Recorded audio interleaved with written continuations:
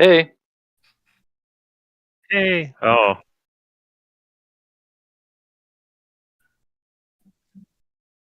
Mike, great. That's wonderful. And we're live again. So let's try this again. So welcome to Upturned Table. We are playing our 11th session of Dune Adventures in the Imperium. I'm Jeremy, and I'll be running the game. And with me are Matt, Will, and Terry. Hey, guys. Hey. Hello. Hey. So yeah, this is actually our 11th session, including our session 0, and previously session 9 was a kind of house upgrade rebuilding session. We did a 10-year time jump and kind of moved from the status of minor house to major house. So we're much more independent now, a bigger target, but also much wealthier, because now House Abecostrr controls an entire planet, as well as the moon, the water moon where we began. All right, so now we've got sound and we're all good. So yeah, let me just do a quick recap of everything,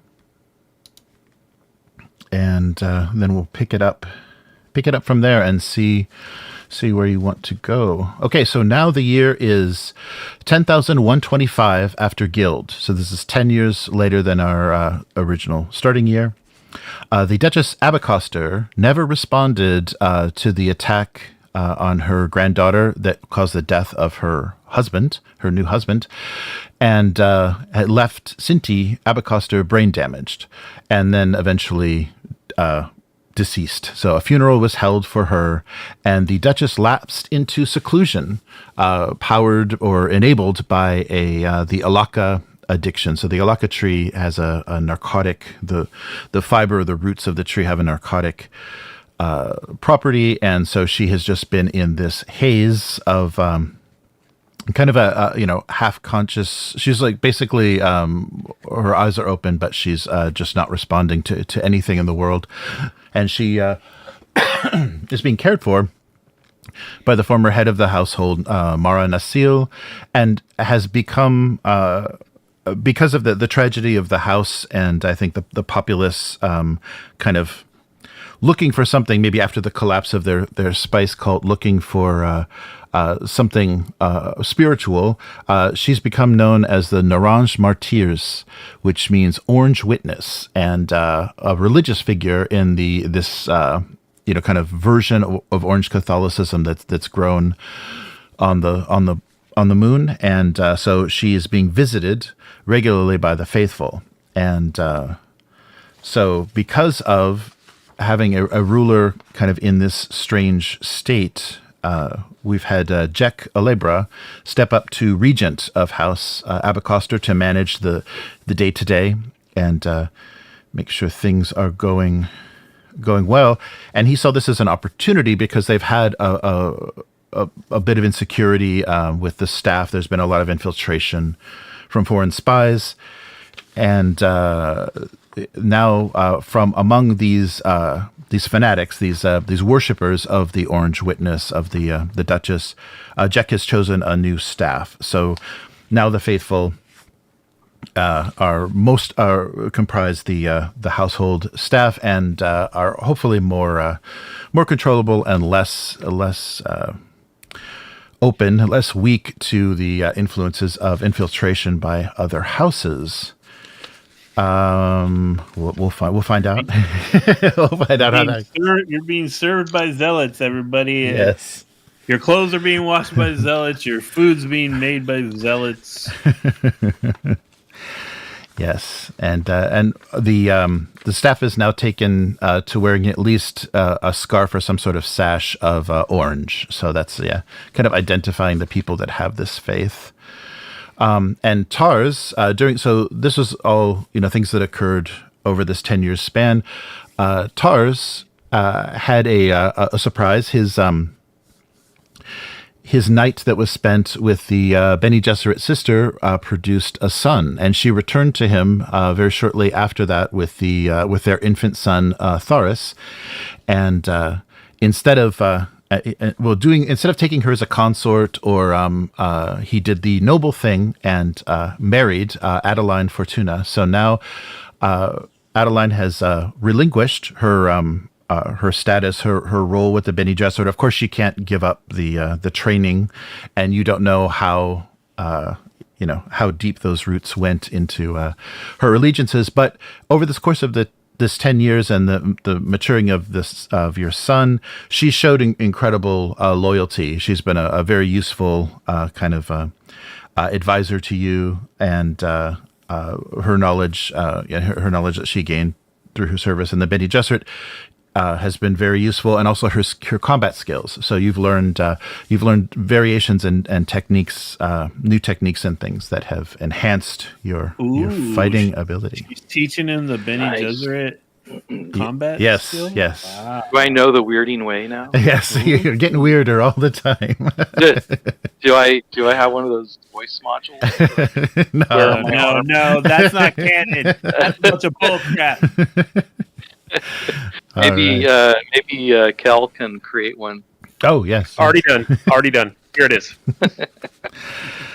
Yes, and Tarz's old friend. So there was a wedding ceremony held at the palace, and Tarz's old friend from Ikaz, Arvo Lands, presented him with a gift of a fogwood tree. And a fogwood tree is this very unique plant that exists only on Ikaz.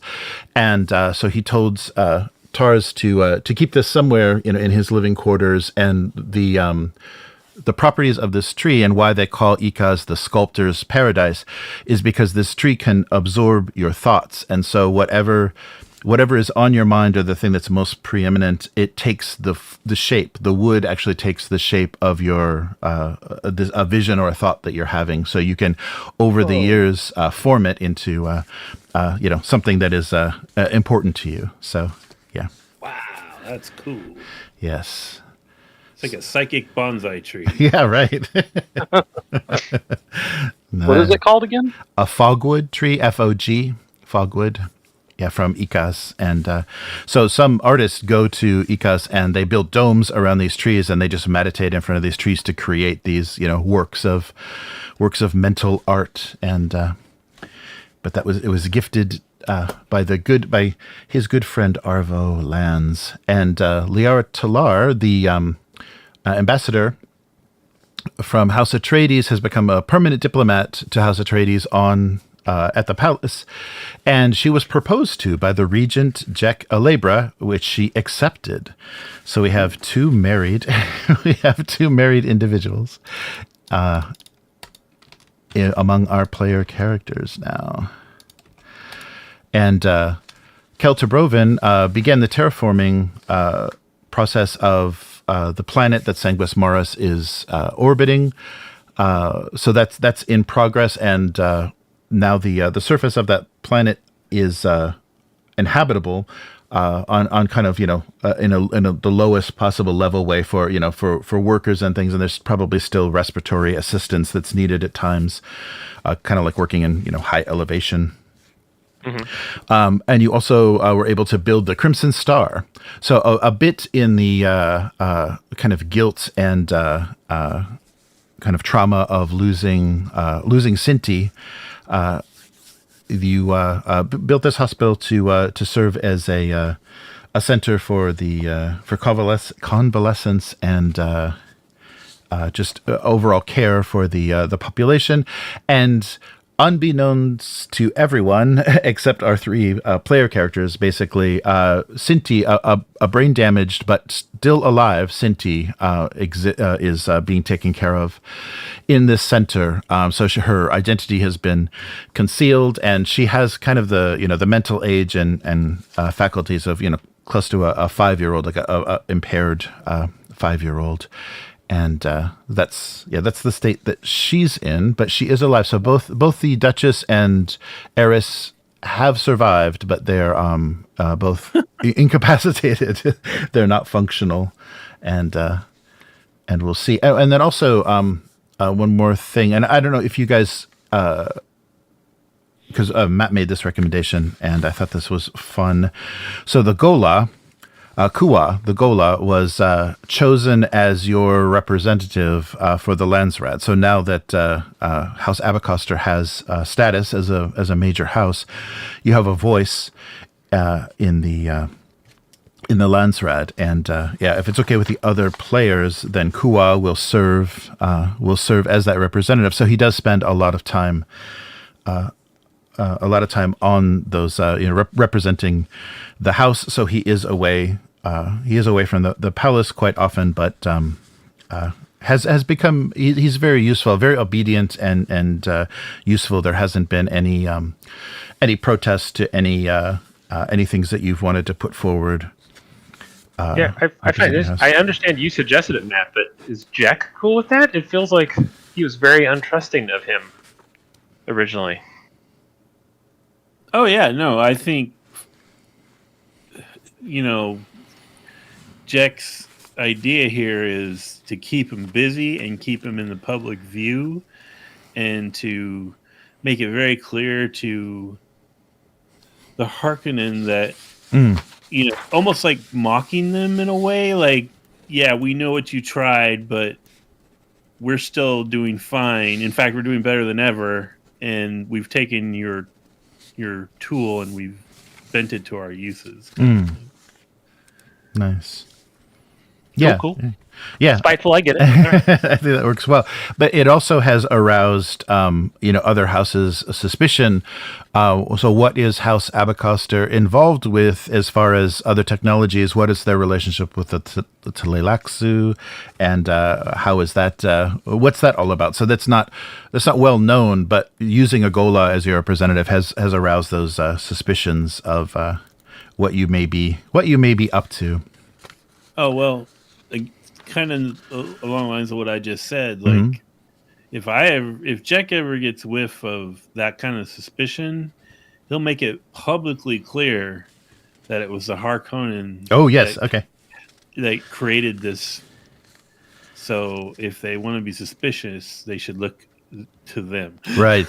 Yes, and so that's a thing we should cover too. So now the major enemy of House Abecostrr is House Harkonnen, and this is related to the death of the nephew, who was the husband of Cynti in the tragic accident. But they were able to all public perception. This looks like Harkonnen sabotage, because the parts used in the ship that failed and created this release of toxic gas into their chambers was all based on Harkonnen parts. And there was one other Harkonnen sabotage, and because they also sabotaged it first, and then replaced it in their parts. So it's that's right. Yeah. Okay. They had a spy on board that we killed that was the one who did it. Right. And so having Kuwa as your representative sent a big statement, and you also sent Pavel's head back to them as another statement. That one might have been a little rash. Okay. Well, the heads are going around. They have those head-sized boxes. You can't resist. Why do they make them? If you're not going to use them. Okay, and then also another of Jack's initiatives is the moonfish. So now, now House Abecostrr.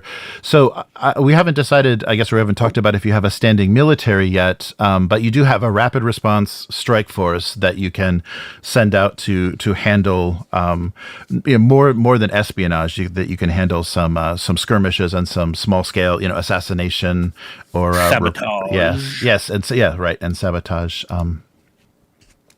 Sabotage against rival houses. Are you able to import that picture into the VTT? Because sure.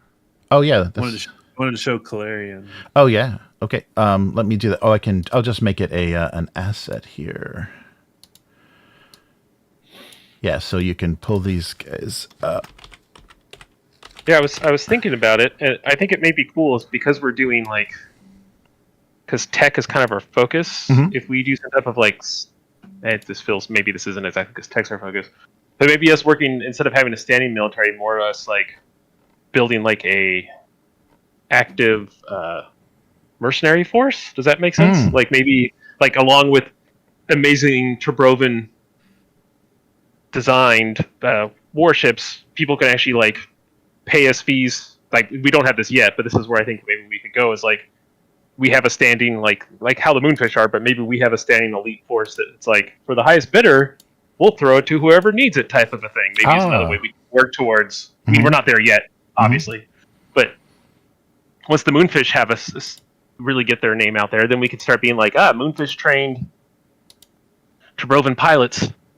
Oh, 1 billion, whatever the monies are, spice bucks. Spice bucks, yes.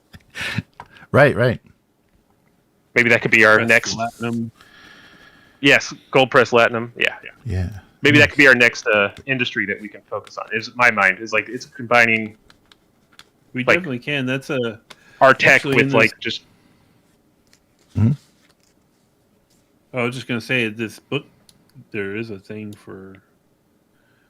We can spend money to claim a domain. Oh, right. So you can add, yes.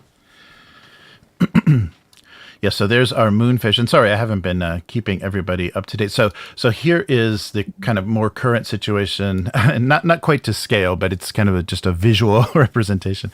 So the water moon orbiting what is now the slowly being terraformed, and the planet itself, which is now known as Castor Majoris, is very rich in resources that have been further powering the industry of House Abecostrr, and here is the current state of the Duchess. So she's kind of in seclusion. Her eyes always half opened and just constantly, inhaling the Olaka root, the smoke from the Olaka root, and staying in this kind of like strange state. She's been aging, but not her health isn't failing. She seems to be vital, but just aging as you would expect. I see that on the live stream, but not on my session in my browser. Oh, sorry. Yeah, here we go. I'll have to bring you guys over. There we go. Okay. Sorry about that. There we go. Yeah. So there's the state of our Duchess now. And let me put the Crimson Star as well, because I mentioned that. I'll create that as an asset. So this is the just representation of the medical facility that Kel built. That is the place where Cynti, the damaged Cynti, resides. Did you see that planet, Will? Home. Oh yeah, I'll bring it up. Yeah. That's going to take a lot of terraforming. Just the solid brown planet. I'm sure it'll be fine. It looks pretty breathable, right? But see, I like it though. See, like that's some of the actual boots on the ground Moonfish training. They get sent out there into like a really low atmosphere. It's like a Fremen thing almost. Like they're just going to have to survive out there, man. And that's part of their elite training. Yeah. All right. So here's our Crimson Star and our Moonfish. So two of the assets that were created over this decade of changes at House Abecostrr. Oh yeah, and here I'll bring you back to the planet. And this is the current. It looks it looks pretty harsh. Yes. It's got a lot of promise. Yeah. It looks like It's got good bones. Good bones. It looks like the cold looks like of planets. It looks like it should be the core of a planet, not Yeah, you got to build on it. Right. Yeah. We'll import. the molten core. Well, that's just it, right? Like it's super mineral rich, right? So it's like 90% of it is usable for industry. We just got to take that 10% and put that as the top. The 10% that's soil. So for the Moonfish training, we just drop them on there with like 3 random species from other planets, and we do like a scavenger's reign thing where you figure it out. Yes, and the ones that are there when you go to pick them up are the the survivors. Yes. Yeah, and then they get the proper training after that. Yeah, that's like the choline at the beginning. Only about 2% make it. It's funny. All right. Yeah. So I think that brings us up to date. Are there any other assets or anything that. No, and and as far as also the wedding vows, it's just a detail that we mentioned in the last session. Jack performed his binding promise on Liara. So not only was it a wedding vow, but it was a promise of allegiance. So yeah, she is. That sounds like a healthy, happy marriage. Yeah, he cast a spell on her. Nice. Okay, and and the holdings that were secured by Jack from House Harkonnen are being shared with House Atreides, letting them provide things like military and security support, and probably also some logistics, because the spice mining is very new. It was very new to House Abecostrr, very different from what you've dealt with before as far as your industrial pursuits. It's not underwater? How do we... Yes. There is water. Yes. Mm-hmm. Are we going to retcon the already existing domains, or are we going to have to... Oh, if you'd like to... Yeah, if there's anything... No, I mean, because if we go by these rules in this new thing, we have to build a bunch of facilities for our domains. Oh, right. Yeah, we're going to have to do that for our existing domains? No, we won't. We won't. Anything, and I was thinking, too, anything that we established kind of during this 10 years of transition and roleplay, we're going to hand wave that, and because we're just kind of raising your status. And then, so from here on, if you want to expand domains, we should build actual facilities and things. But we kind of gave you 10 years of productivity. So it was a large amount of wealth. You had a decade of wealth and a decade of resources to spend, and that's how you spent it. So you would have, in the narrative, you would have the corresponding facilities that would handle all this. But anything moving forward, we would want to pay for and kind of flesh out. Gotcha. Yeah. Oh, and also this is a kind of a deeper. I don't think in my notes it doesn't seem I made this mistake, but just so you know. The Duke of House Atreides does not have a wife, he has many, because of his, bravado in the bullfighting ring, he has many fans, and I'm sure he's had many encounters with his fans, but he doesn't have a consort or a wife at this time. So I can't remember if I said there was a duchess with him when he attended the Great Breaching, but he didn't. The Atreides, man, they like their consorts. Yes. Yeah. So, So at this current moment, he's single and ready to mingle, and fighting bulls. Hey, Matt, the moonfish, they're not Orange Catholic cultists, are they? No. Okay. No. All right. Cool. We're cool then. Okay. Right. So that was mainly just the Duchess, right? She went into the Orange Catholicism after the Duke was mysteriously killed. Yes, correct. Yeah. And now most of that's like the prevailing religion on our moon. Mm-hmm. Yeah, it's become. It replaced the whatever that weird kids thing was. Yeah, the Red Door. Yeah, the Red Door cult.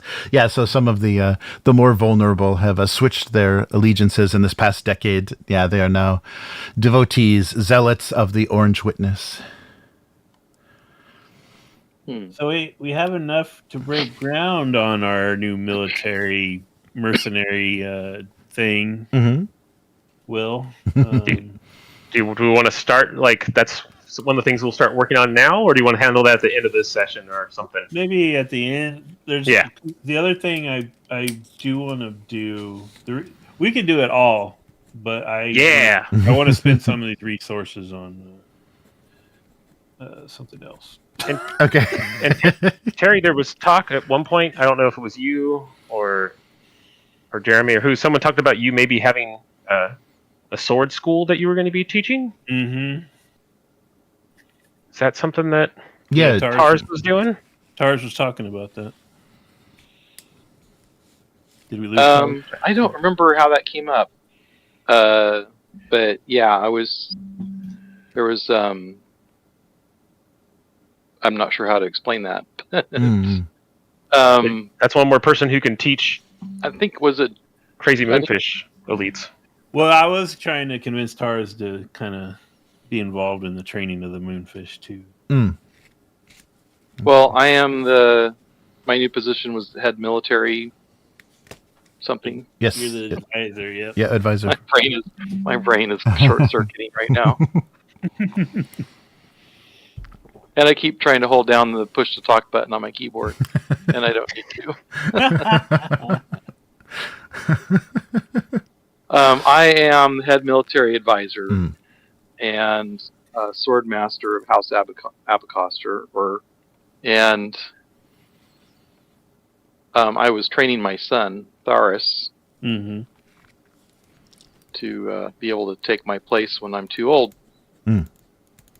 So yeah, there was a sword school. I don't have it in my notes anymore, or I never did. But I just feel like if we mash it all together, right? Like we'll have some elite, crazy warrior people. Jeremy had that idea, and then we just went with it. But I don't remember the details of it, except that there's a sword school. Yeah, and it was kind of, yeah. What are you thinking, Matt? Looks like for 12 resources, we can claim a secondary domain, and it has to be a secondary first. Yeah, before it can. Yeah, so maybe we could break ground on like a military academy that will transition into what what the hell Kel was talking about. My brain's breaking now. Damn it. Yeah, my thought is, if everyone is using our mercenaries, then we're pretty safe, right? Because it's our forces that people are using. Like, even if we're only like a small percentage of every army, it's like, well, hey, your elite forces will turn on you if you attack their bosses, so fight someone else. So I guess my question would be, how does our wealth and resources generate, and how frequently? Yeah, we can kind of decide. I think in the book they talk about it being kind of an annual thing. But and that might be a good way to just track it. Just it'll be kind of abstractly an annual renewal. So you have that, and that's what you'll generate every year. Then you'll generate that much, the 70 wealth and the 21 resources, and some of that wealth, probably about like 15 or 20 of that wealth, should probably go to paying the roles, anyone like your house physician, any roles that are filled. In the court will go. But other than that, you'll have the rest of it to do with what you need. Yeah, that's totally fine. I mean, the things I'm looking at all take the resources rather than the wealth. Oh, okay. All right. Yeah, and you can also exchange. I put below there that the exchange rate is 3 wealth gains 1 resource, and 1 resource can be exchanged for 3 wealth. So it's 3 to 1 if you need more. Okay. Yeah, so we could actually just get that thing up and running then. Yes. So I don't know what the plan for the session is, but I think we're looking at breaking ground on a military academy as a secondary domain. Nice. Okay. The Krewel military academy. Nice. Okay. With a K. Yeah. Yeah, right. But the other plan I have for the resources is I want to build a great monument. Oh, okay. Depicting the Duchess, her husband, my parents, and Kel's parents. Okay. Oh. All right. What about Cynti? Nope, just the adults. Okay. It's sort of a monument to, the terrible thing that happened to our house. Right. Do you want to lock that in and remember it every day? Gotcha.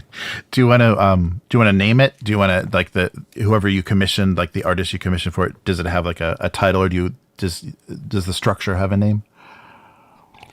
Oh shit! Can I think on that? Yeah. You can think on it. Yeah, think on that. You can. Anyway, those cost 8 resources apparently. The each one of those. The Great Monument. Okay, 8. Okay, 8. All right. And how much was a secondary domain? 12. 12. Okay. Keep track of that. We have to invest in infrastructure too on that, right? We have to buy a training camp for 5, so okay. We would need to convert 28, so we're short 7, so we need to convert like 3 units of wealth to do that. Okay. All right. No. Oh, more than it's because it's 3 to 1. 9 wealth. Okay. Went the wrong way. 9 wealth. I think I went the wrong way. Okay. Yeah, 3 to 1. 3 to 1. Okay. All right. Nice. So, for the training camp, do you want to use some of the land on the moon, or do you want that to be on the planet side? Do you want the school to be planet side, or keep everything on the moon for now? I think planet side. Okay. I think if the environment there is good enough to support it now, then planet side. Okay. Especially because my thought is these are supposed to be the elite, not shock troops. That's the wrong way to think about it. In my mind, we're trying to train not infinite, not millions of grunts, but specialty people, right? Yeah, so that's part of the reason why they're on the horrible planet. Mm-hmm. Right. Okay. Good. It's our version of was it Secundus whatever? Oh yeah. Where the Sardaukar train. Yes. Yeah. Seleucus Secundus. Yeah. Yeah. Yes. Yes. And so, what was the name of our planet again? The moon or the planet? Do we have a name for the planet? Castor. Or is it just LV426? Yeah, we Castor Majora. Castor Majora, that's right. Yep. Okay. Formerly the artist formerly known as Ferric. Yeah, right. Wow, but the words, the prophecy spoken to Tars is now resonating in his mind as he watches the construction of this training camp and now his school, because Renshu, the Red Door, the Red Door prophet, did say that your one desire is to found a school, and that for all that you know to become immortal. Ooh. Wow, I forgot about that. Yeah, I wish I had written down what he told me. Yeah, we could go back and replay the YouTube. Yeah, right. Yeah.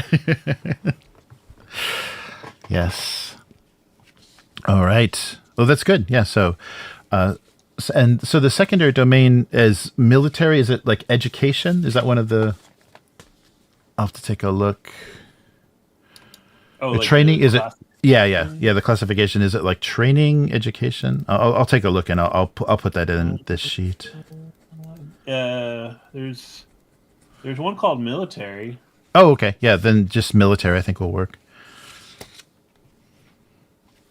Yeah, because already we have military machinery. Yes.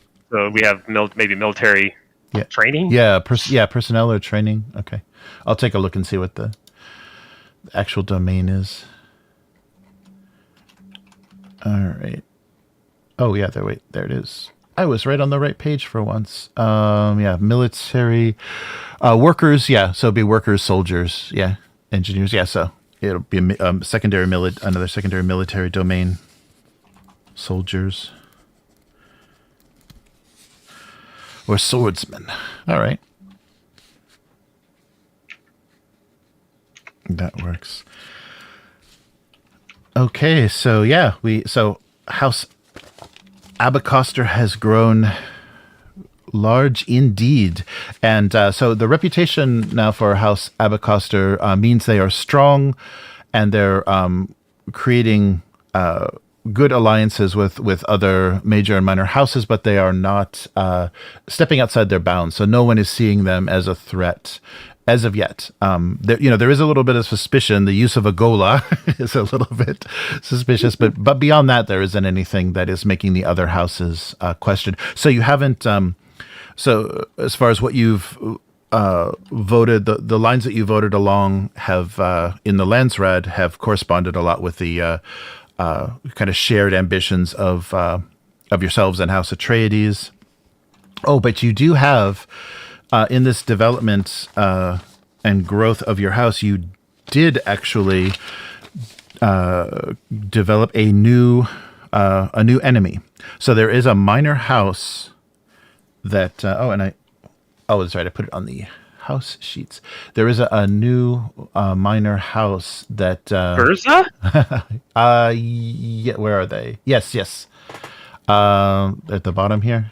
Yes. Yeah, Gurza. So House Gurza initially was an industrial, so they refined rare alloys and mined metallic ores, and you were in partnership with them, and they actually became one of your first vassal houses.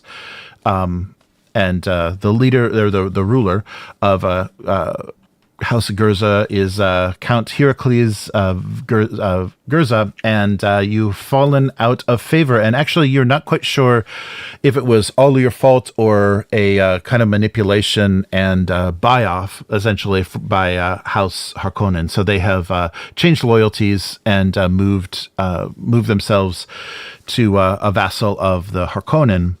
The level of kind of hatred or animosity is loathing. So they were in former servitude of House Abecostrr, but now they are what you suspect to be bought off by House Harkonnen. So they rebelled as a vassal house and are no longer in your servitude, and they may be utilized by House Harkonnen to retaliate against you. Kind of giving them one step removed.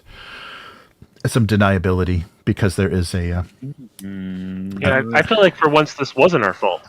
Yeah. Yes. Like we didn't do this to ourselves. Right. I think the a lot of the moonfish drills are gonna be in like mock-ups of the palace of these people. Yes. Yeah. So so House Gurza occupies a small part of a mineral mining world under the governorship of. Basically House Harkonnen. They don't have a standing military, but they have small police forces, no planetary defense, and kind of low population. But yeah, they can be utilized, and they do have during your short association with them, they are familiar with some of your infrastructure and where your facilities and things are because of deliveries and things of resources. Okay. I figured it out. Okay. Yes. The monument is called Abecostrr Unbowed. Ooh, nice. A monument to the luminaries of House Abecostrr, and has an inscription on its base that reads, Edifica Crece Eterna, build, grow, eternal. Ooh. And it depicts the Duke, Duchess, Kel's parents, and Jack's parents looking up to the stars. Excellent. Wow. Yes, very, very inspirational. That's great. Unbowed. It should be like gleaming white, like completely not at all how the rest of our house looks, right? Not all gilded and crimson. Yeah, it stands out very stark. Yeah. Oh, nice. Yeah. Some type of finish on it so that it doesn't get all red stained. Something nice. I'm sure I have some varnish I can put on there that will protect Do you it. think it should have like its own special platform in the ocean, and you have to like take a ferry? Oh, nice. That's pretty cool. I like that. Mm-hmm.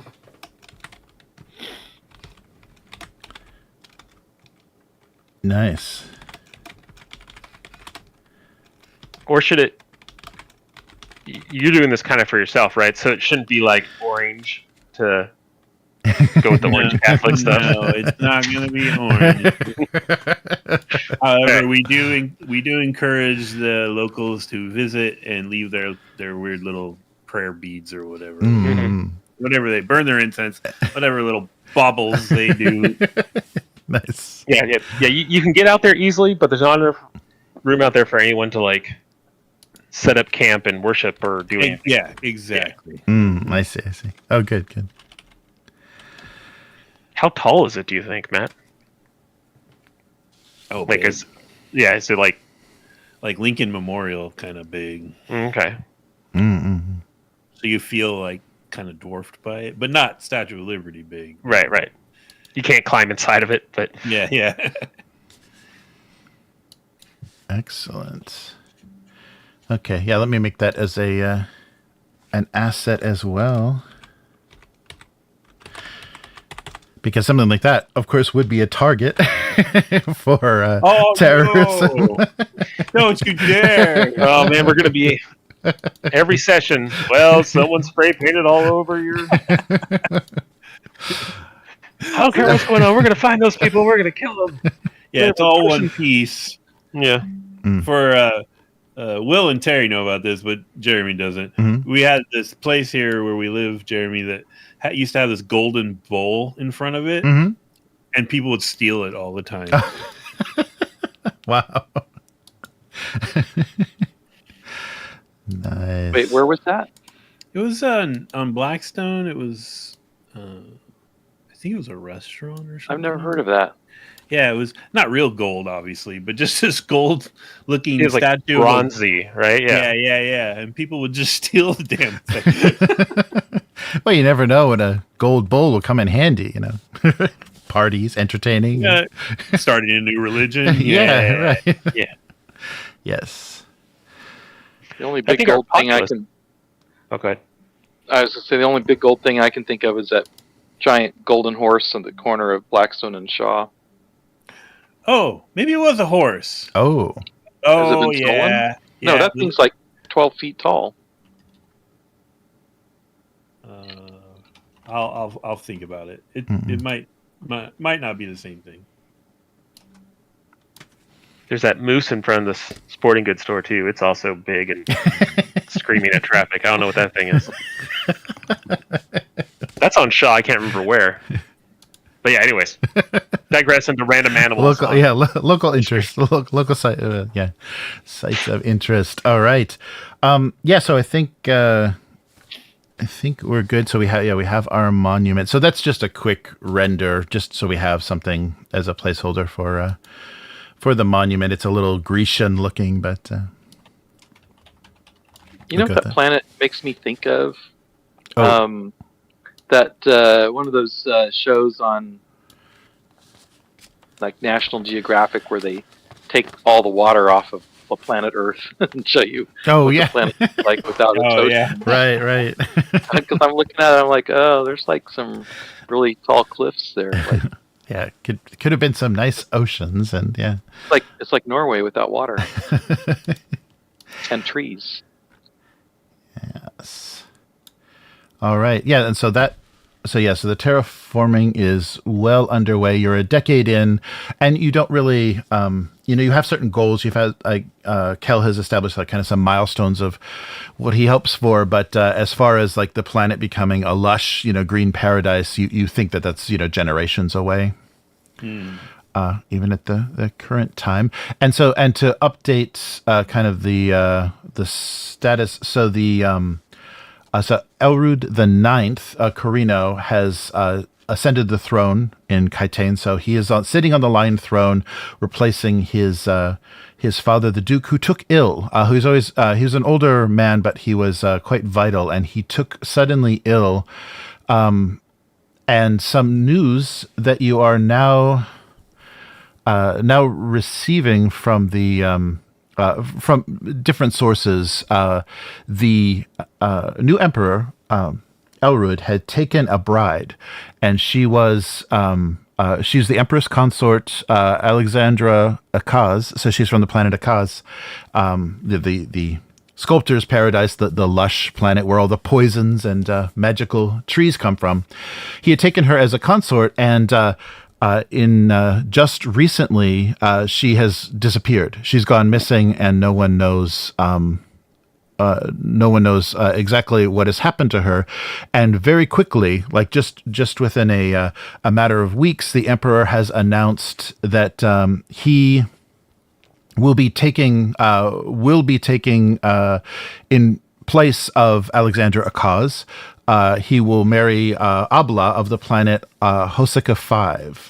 So, kind of out of nowhere, the emperor has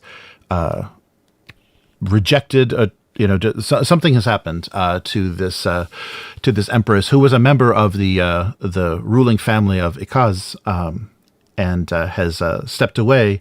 this has put the Landsred in a bit of turmoil, because now on Ikaz, because of this situation and the people of Ikaz's loyalty to what was going to be their empress, Ikaz itself is facing serious revolt.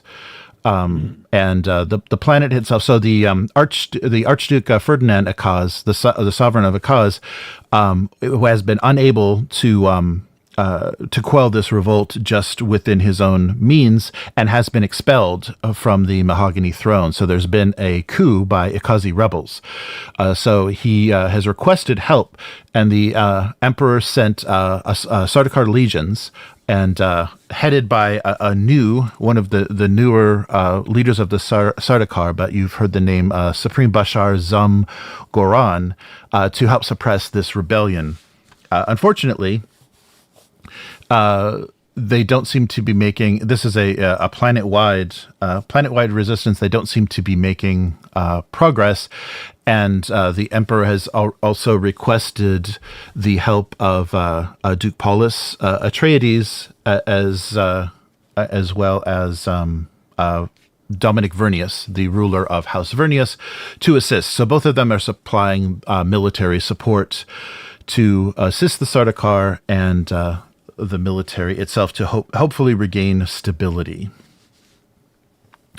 So that's the current state of affairs with the emperor. So this is a very mysterious. So after the mysterious death of the former emperor, this new emperor has also had a bride that mysteriously died. So a consort empress, I guess a consort. No, she wasn't. She was just taken as his consort, and died. So there wasn't a marriage.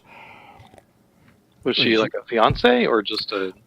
Just held at a consort, kind of like Lady Jessica, like not made a bride, but considered like her title was Empress Consort, and there was no explanation for her disappearance, and this sent the planet population of Ikaz into rebellion. So you haven't officially been requested to assist by the Emperor or House Atreides, but it's completely up to you how you'd want to respond to this. I just had a terrible idea, Kel. What is this? The field training or the first? What if your hospital becomes where people whose spouses need to go away go to disappear on a permanent convalescence? I feel like with the way that Kel's heading right now, that doesn't feel like what Kel would want to be doing. Okay. It could be lucrative. My new ambition to bring beautiful life to the universe doesn't feel like that lines up with. I'm not saying that I won't take in people who need me. So if you want to do some shenanigans and tell me that these people really need. These poor lobotomized people really need some care. Like an X-Files episode. Yeah. Dune or X-Files? The answer is yes to both of those questions. Yes, it 6 is. at 1. It is both. Kyle MacLachlan was in Dune. He was in Twin Peaks. Twin Peaks was kind of like X-Files, Yeah, it was all set in Vancouver, right? He was wasn't he also in Blue Velvet, where his ear gets they find his ear that's cut off, or his ear gets let's not go the Blue Velvet route. All right. Although there is gap inhalation involved in that. Oh, that's right. Yeah, that is okay. So clarify for me, please. So the Emperor's consort went missing. Yes. And she was somebody from the Ikaz planet? Correct. Yes. So they're mad that she went missing? Yeah, and also... And they sent Sardaukar to where? To Ikaz to quell this revolt, because the Archduke supported the Emperor. His he didn't contest this sudden disappearance of their family member, and the population saw this as a betrayal, that there's some sort of scheme or something going on. So he was overthrown in a coup. So he was expelled from the mahogany throne on Ikaz by just the locals. So there's a local Archduke. Yes, the Archduke Ikaz. Yes. Okay. Yes.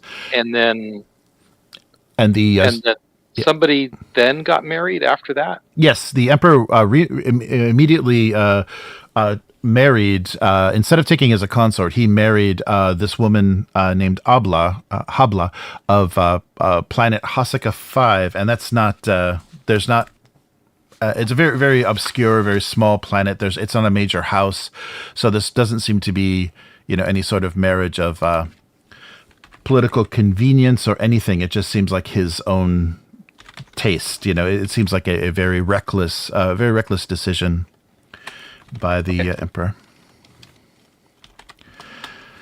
All right, and yes.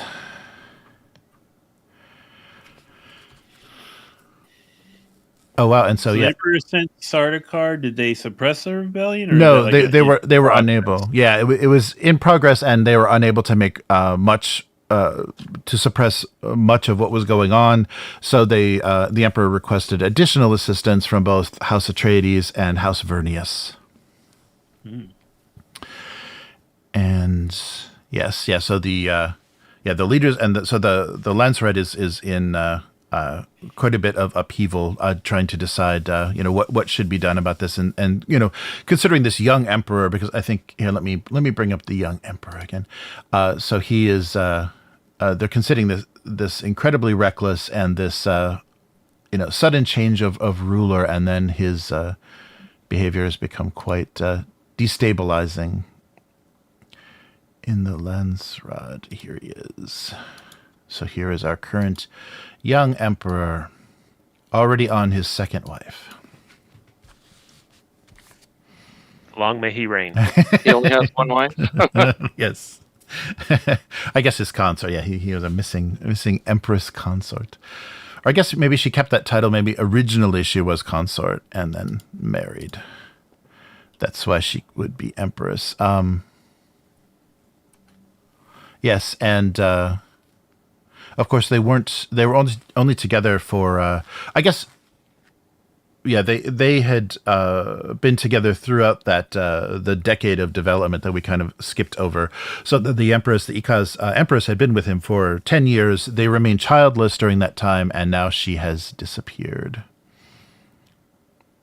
So she's missing, presumed dead. Yes, correct. Yeah, that's what's caused the rebellion. Is there's been no efforts on the part of the emperor or any imperial forces to investigate or to find out what's happened. They're just taking the emperor at his word that she is gone.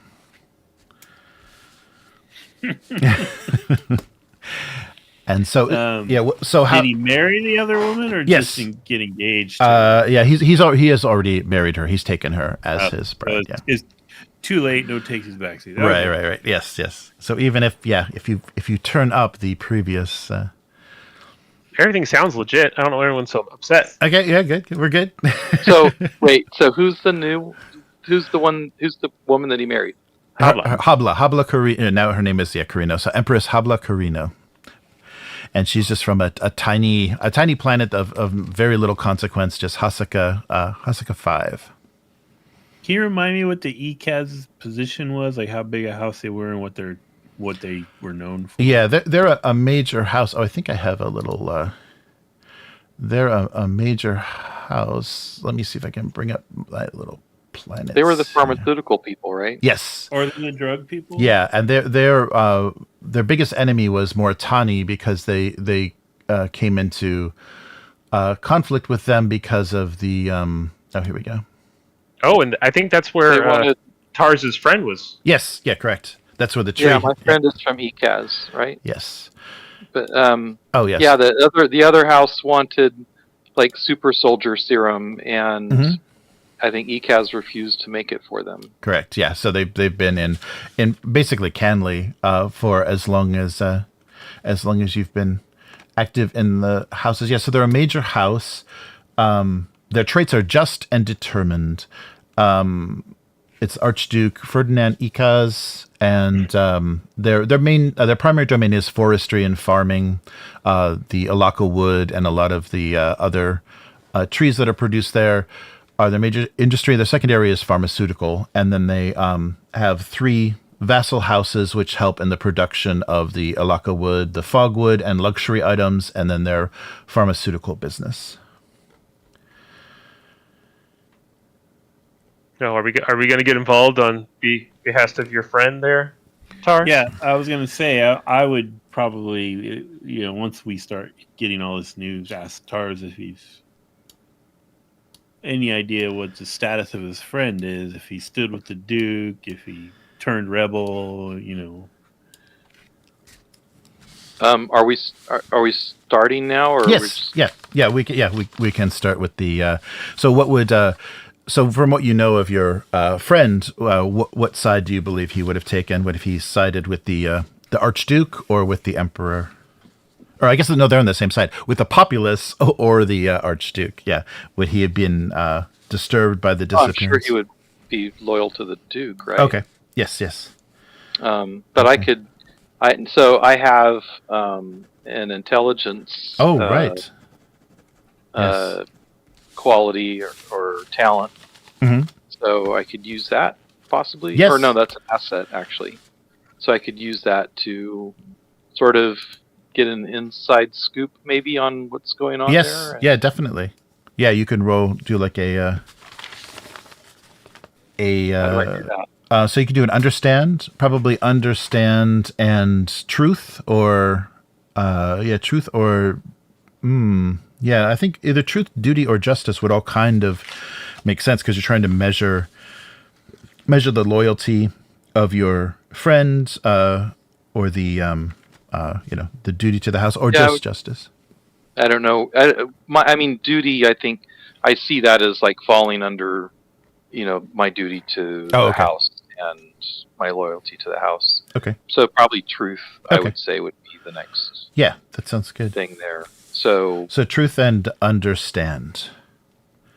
So the fact that I have an intelligence asset, does that do anything? Or what's the quality of the? That's right. It's 2. Yeah. So let me first roll.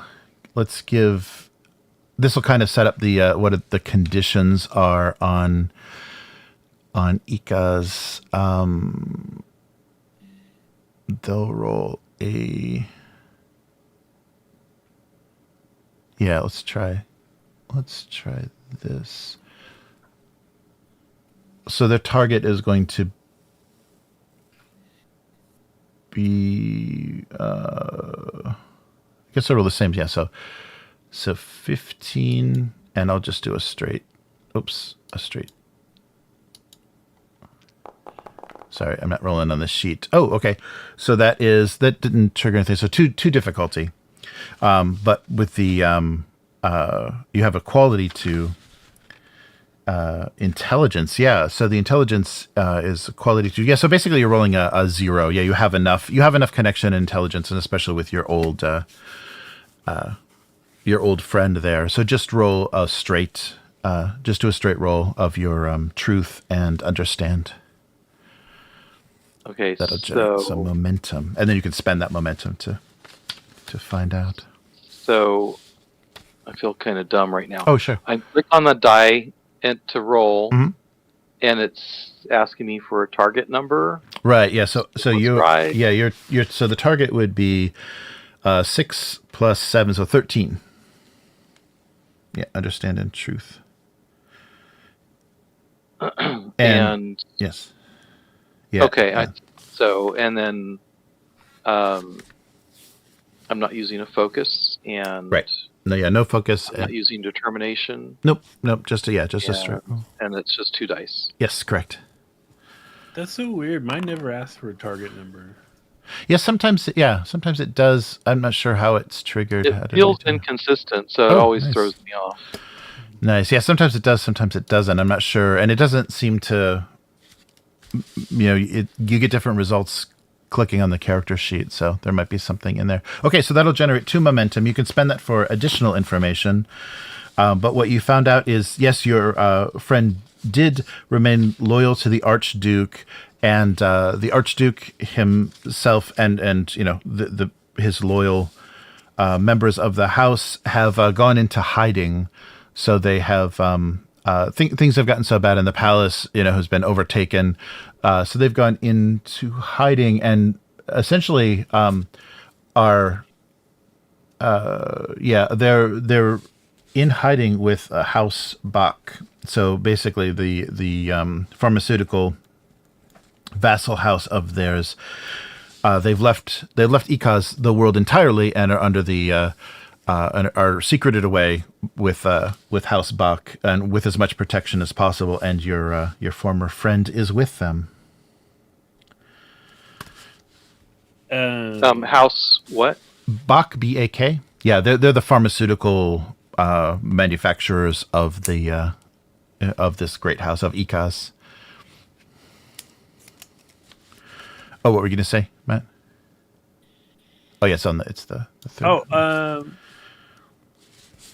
So Archduke is in hiding. Is he know anything about the state of the rebellion from this intelligence, or should I use my spy? Oh, well, so I had the option of using some momentum, right? Yes, correct. To get more information. Yep. Would that be? Yeah, you could. So it would be because they fled off world. He wouldn't have he wouldn't have a very current picture of what's going on, because it was just be the last state of things before they fled. And that was right before. So when the Sardaukar failed to quell the rebellion, before Atreides and House Vernius sent forces, the Archduke fled.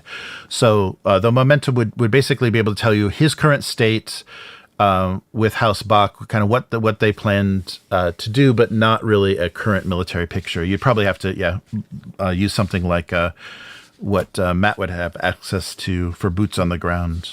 Somebody. Do we want to offer some type of aid in terms of sending in the moonfish to extract some other people that maybe didn't get off planet that they want or something, earn some brownie points? Yeah, I'm kind of going that way, but I'd like to use my spy to gather intelligence about the state of. Because if he's not going to be around much longer, we don't want to piss off the new people. So yeah. I kind of want to find out how organized this rebellion is, if they have a central leader, because if they do, then we're just going to moonfish all over them.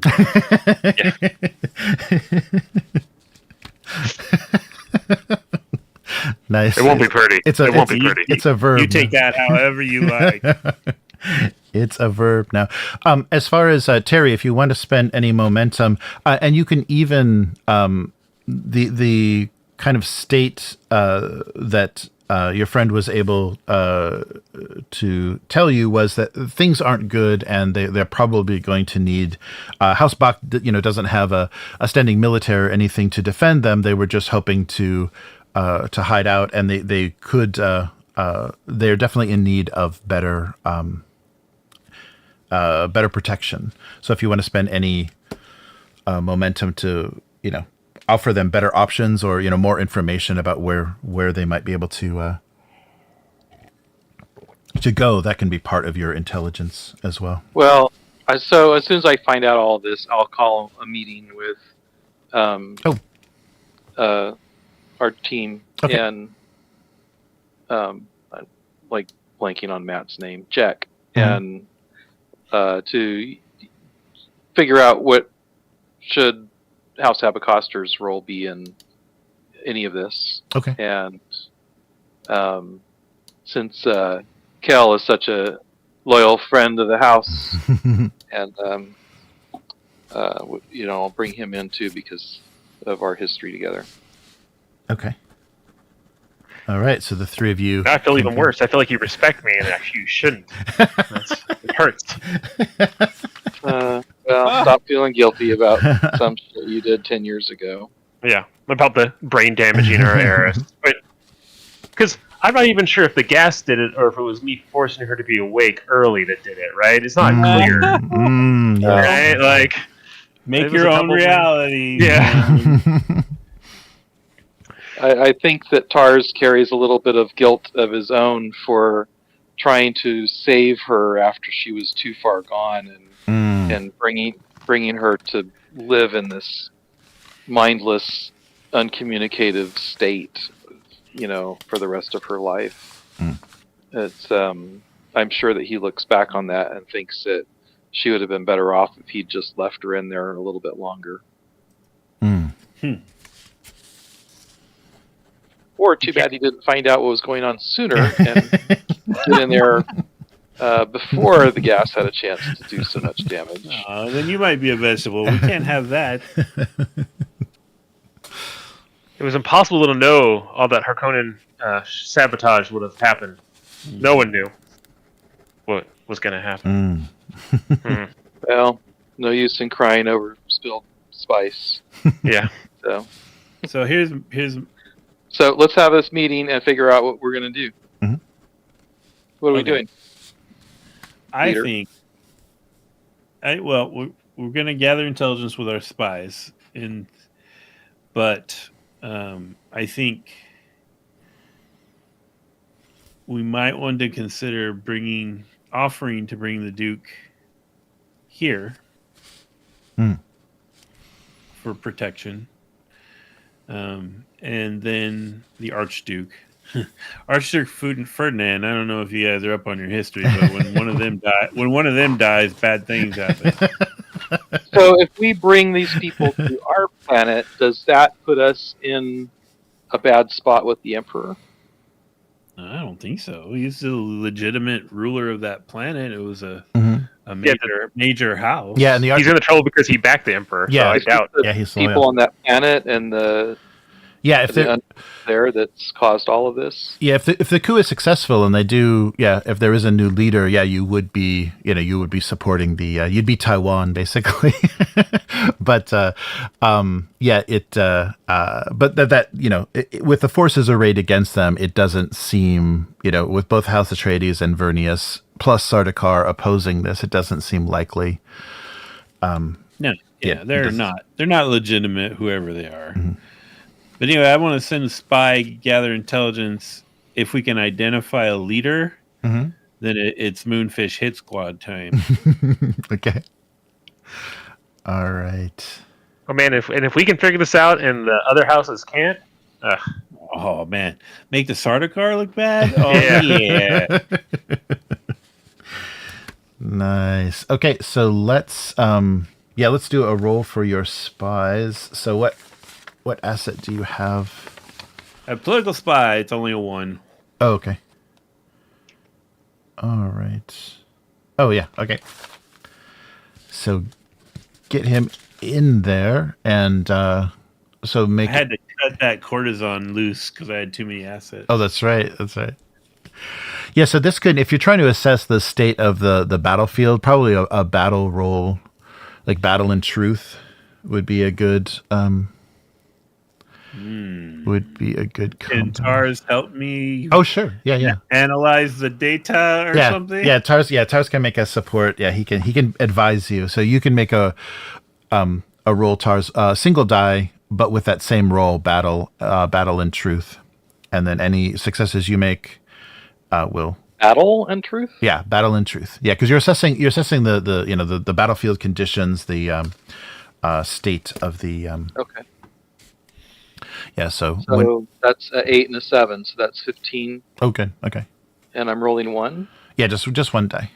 So wait a minute, this is something I have never used. I don't mean to interrupt Willis. I have direct. It says your will and presence can drive others to act swiftly and efficiently. Once per scene, you may command an ally or subordinate. So in this case, I'd be commanding my ally to act. This requires no test from you, but the commanded ally may immediately attempt an action of their own. You may assist any test they attempt. If done during a conflict, the ally acts on your turn, blah, blah, blah, and this does not prevent them. Oh, I thought it let them use one of my stats. Oh. It just lets... Never mind. It's a kind of like an initiative thing where I can let someone else do. Sorry, I thought it was... Well, maybe it's this other one. I have a lot of skills I never use. Use them. Get those talents going. Well, also, I have the talent constantly watching, that says that whenever I attempt a skill test to detect danger or hidden enemies, I reduce the difficulty by 2 to a minimum of Wow. 0. Uh-huh. In addition, once per scene, when an enemy chooses to keep the initiative, that's different. Oh, okay. I can increase the cost by Oh, wow. +2.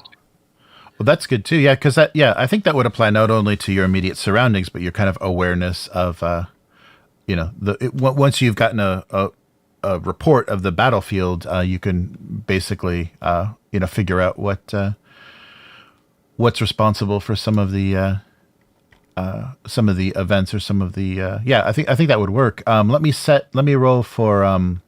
I'll just use House Ecos, but roll there. Let's see here. Yeah, nothing is.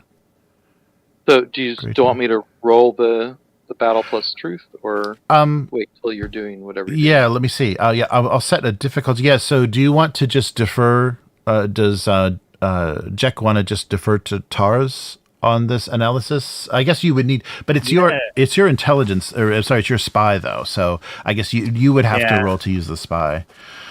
Yeah, that's kind of what I wanted to bring him in as my military advisor for help. Okay, yeah. So just do the 1 die. Yeah. So we'll just have Tars do the 1 die because it is Jack's asset.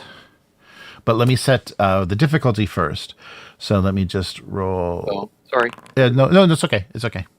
You can roll, and that'll just be. Are you allowed to use focus when you're helping, or no? I believe so. Yeah, you can do everything, but you're just rolling the 1 die. Is the only difference. Do you have a focus that applies? Battle.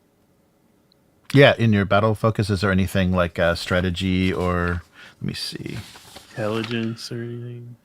No, just shield fighting. Oh, okay. Yeah, no, nothing. Yeah, nothing outside of weapons. You rolled really good. You rolled a 4. Oh. All right. Yeah, so that's definitely 1 success. Let me give the Ika's difficulty here. So stand 0? 0? 7. What did they are just crappy rebels. Oh boy! Now 1. It is. Yeah, it's 15. So 1 success. Yeah. So one difficulty. Yeah. So not difficult to understand. So you've already got it just with the success that Tars gave you. You already have it. Wow. All right. So we're just rolling for some momentum at this point. Yeah. Right? Yeah. Basically. I don't think my murder focus counts. No. It might later though. Yes, that's true. That's true. Hey, 2 more. Oh, nice. Okay. Yeah, so that was only 1, so I'll give you 2 more. So you're at 4 momentum. Let's see. All right, yeah, so just your initial reports, it's very apparent that these rebels are being well supplied, and it looks like, yes, House Moritani is supplying the support. So they're taking this opportunity to support this coup. And some of the identifiable weapons, and it looks like even soldiers, military leadership has been sent. Wasn't Moritani? I'm getting them mixed up now. Mm-hmm. Weren't they the ones that were our enemies, but we buried the hatchet, or am I thinking of somebody else? I can't remember the interaction. I don't think so. I think no, they weren't, because they people I wanted to deal with the first time. So no. Oh, okay. Right. Which house was the kid from? The weird kid. Oh, that's right, Mascaro. Yeah, they're a minor house. Yeah, okay. House Mascaro. Sorry, yeah. It's an M. That's why it got me. Right. Yeah, Moritani is the very militaristic house. Probably your best customer. They probably in the past have purchased a lot of what you produce, but they're also the ones that run the pleasure planets and the slave trade. They make soldiers. They make drug-addled soldiers and things. But they also export salt and assassins. So, 2 great things taste great together.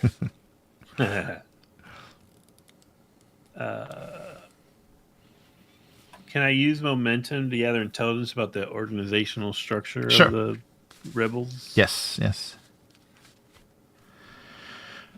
So yeah, for each one you spend, you can get kind of a big fact about what's going on. Oh, we're spending 3. Wow! All right,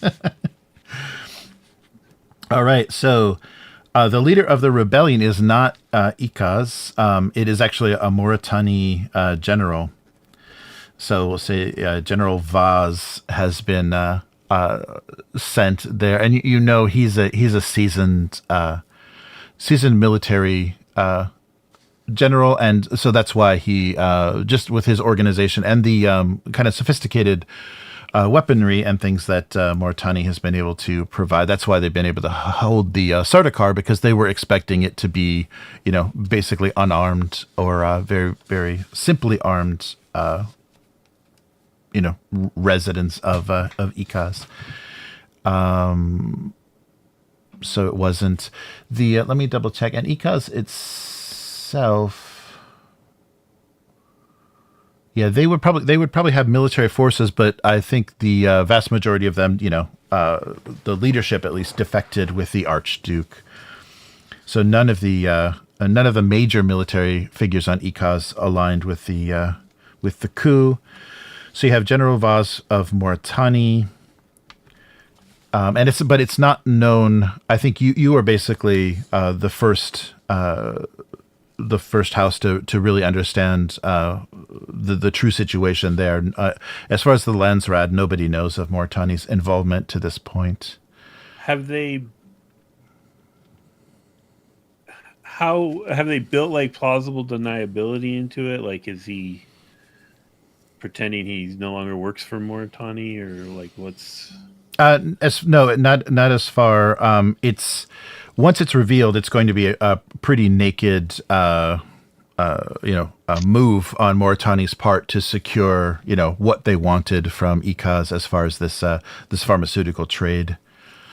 If they can, and I think that's why the Archduke, the friend of Tars, reported back that they're feeling insecure because they took refuge with the pharmaceutical house, and that seems to be one of the targets.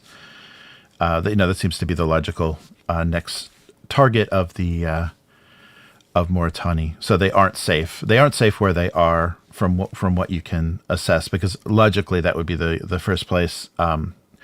If Mauritania was able to stabilize, hold off the forces from the Emperor, the first thing that they would do is seek control of the pharmaceutical manufacturing base. Do we think that the general is like on planet, or is he somehow leading this from afar?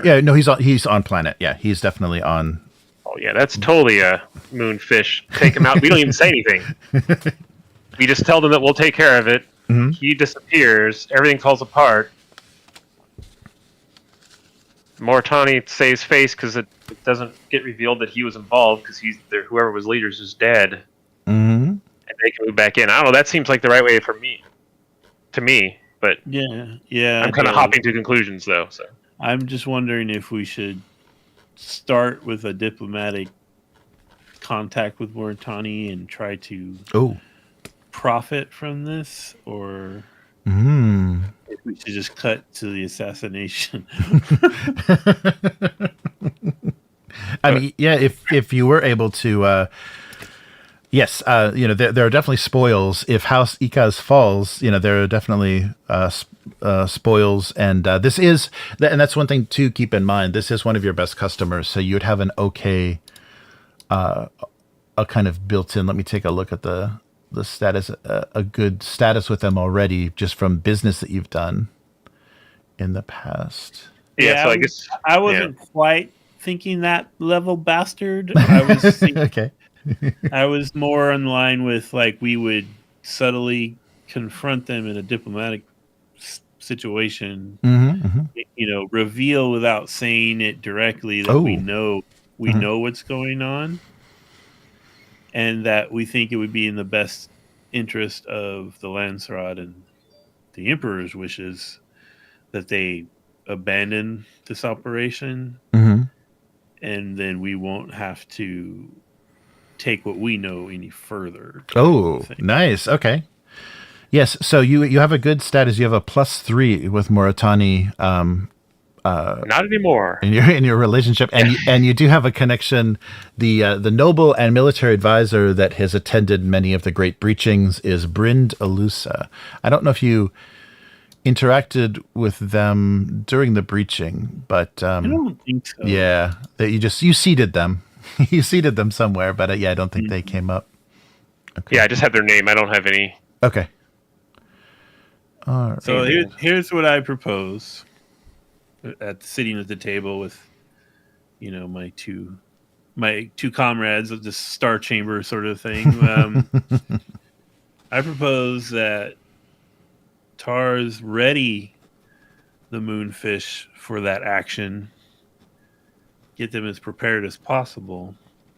We send Liara on a diplomatic mission to Moritani. Attempt to convince them and that it's not worth what they think it is, that it's better for the peace of the Empire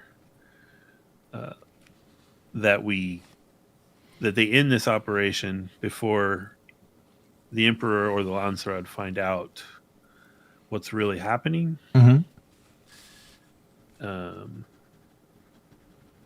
But I am open to suggestions. Well, I say we take it one step further and we insert the Moonfish regardless. And so if he does pull out, like on the Moonfish are there to be like, oh, we took out the lead guy, even though he just retreated. Everything's cool. So no matter what, we liberate the right to everyone else, and it also gives them we're in place to strike regardless. So do you want to lose your general or not? Is a final bargaining chip potentially too. Ooh. I like that. That's smart.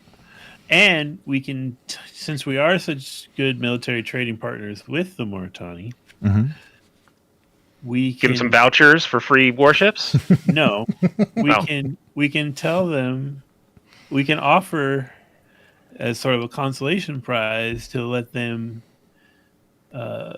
receive our first round of mercenary forces at a severe discount. Nice. Okay. So yeah, hopefully this could be a win-win with Moritani, Ekaz, and the Emperor if we do it right. Yes. And everything always comes out perfect for us, so I'm sure. Yeah, absolutely. Nice. So for you, how do you guys picture this Moonfish force that we have? Are we talking like 100 like super soldiers, or just like a little thing of 6 or 12 elite Navy SEAL type guys?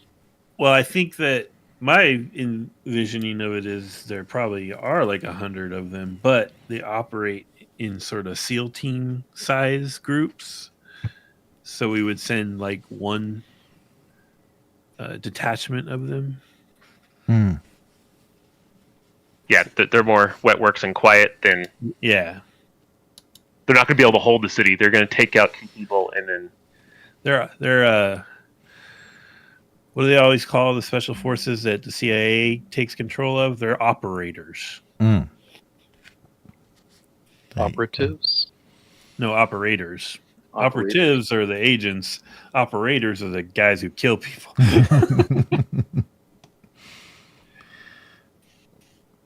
Like Sicario. Do you ever see Sicario?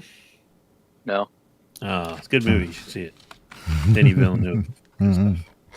It has operators in it. Yeah, so that's my vote is we send in the team, put them in place, and they'll either let the general evacuate and then take out some second nobody and be like, we took out the head person, or they'll take out the general, and either way we've liberated the planet and look good that way, yeah, and potentially save that's a good face with idea. because if you present it to the Moritani that we found this, someone else is going to find it out too. Like not even instead of being like, hey, we found this out and we're going to do this, be like, hey there, brother, we see what you're doing. We think other people are going to find out too. You need to get out now. Yeah, like we have a long-standing trade relationship with you. We don't want to see the Sardaukar burn your palace to the ground, and so let's figure this out. Nice. I Yeah. wonder how much the Bene Gesserit are behind this. You're sleeping very uncomfortably now, aren't you? It doesn't sound like a plan A for them, but it's probably a plan B or C. Yes. Moritani making moves. Okay, so then I think, I'd like to use my wife as a diplomatic go-between. Okay. And like Kel suggested, I think that's a good idea. Get the Moonfish, get a strike force of Moonfish online there, ready for us. Mm-hmm. Should we call them a school of moonfish? Yeah, one school of Moonfish. Because if they aren't going to kill you, they're going to educate you. I'll tell you what. Oh. These are the infill Moonfish schools. We also have exfill Moonfish schools.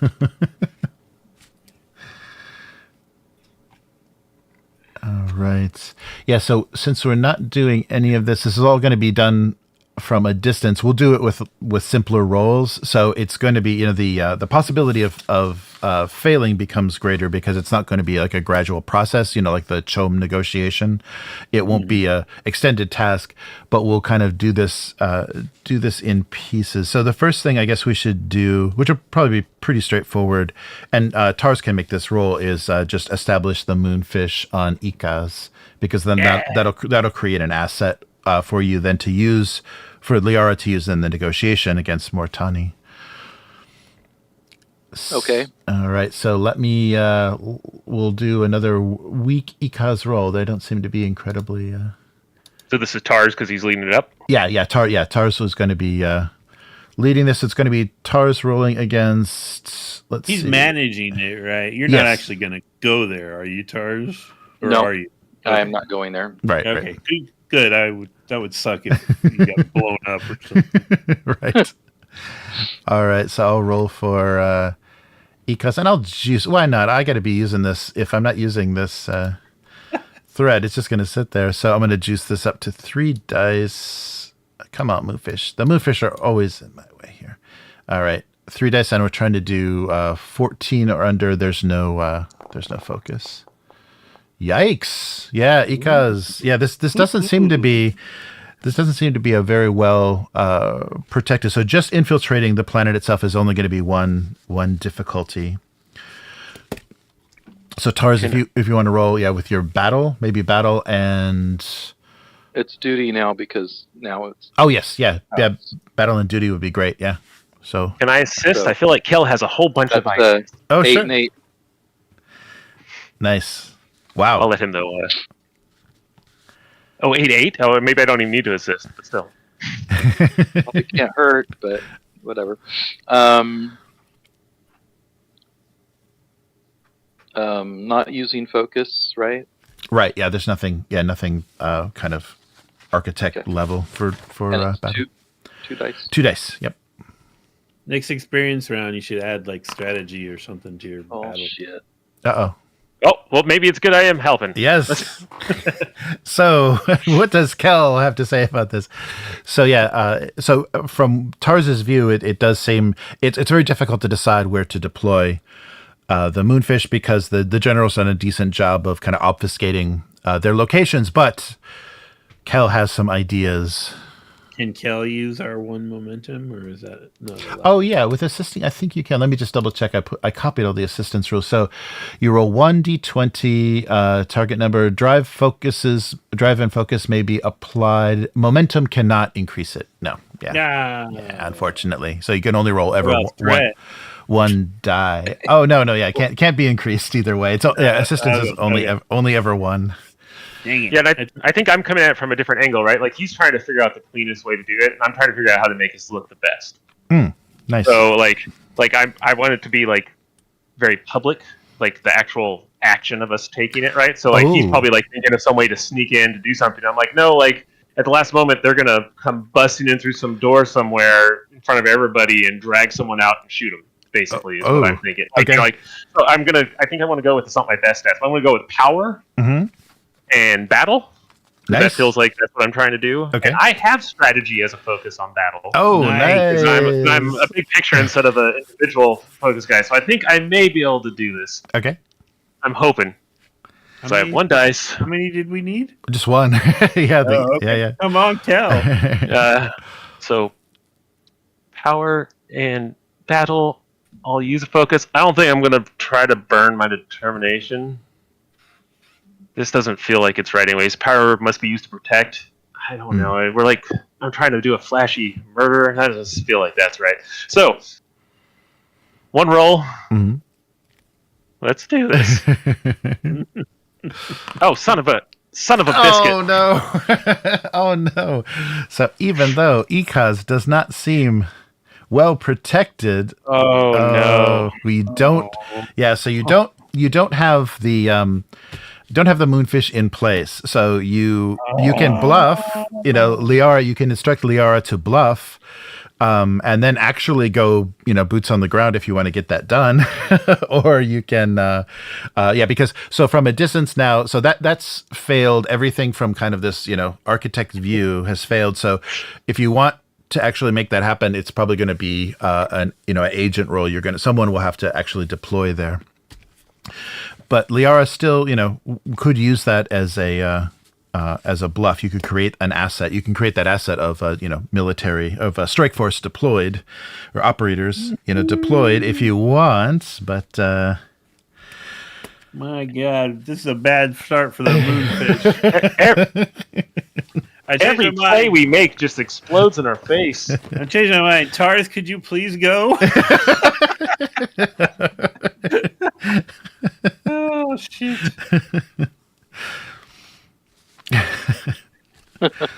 Okay, yeah. I will spend this momentum so she has that threat in her back pocket. I guess. Okay.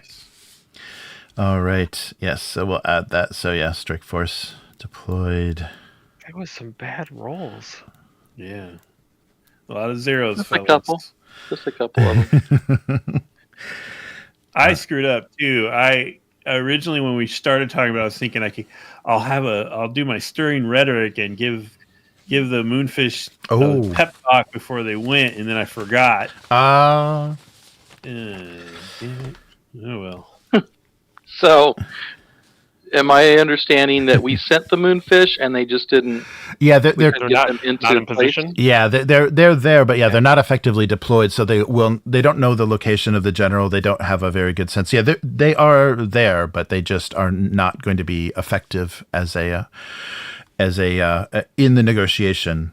But we can still turn it around, because if they do this, we could just be like, we need a sacrificial whatchamacallit, and the moonfish will step in and get that guy. But like we can still save this. We can still save it.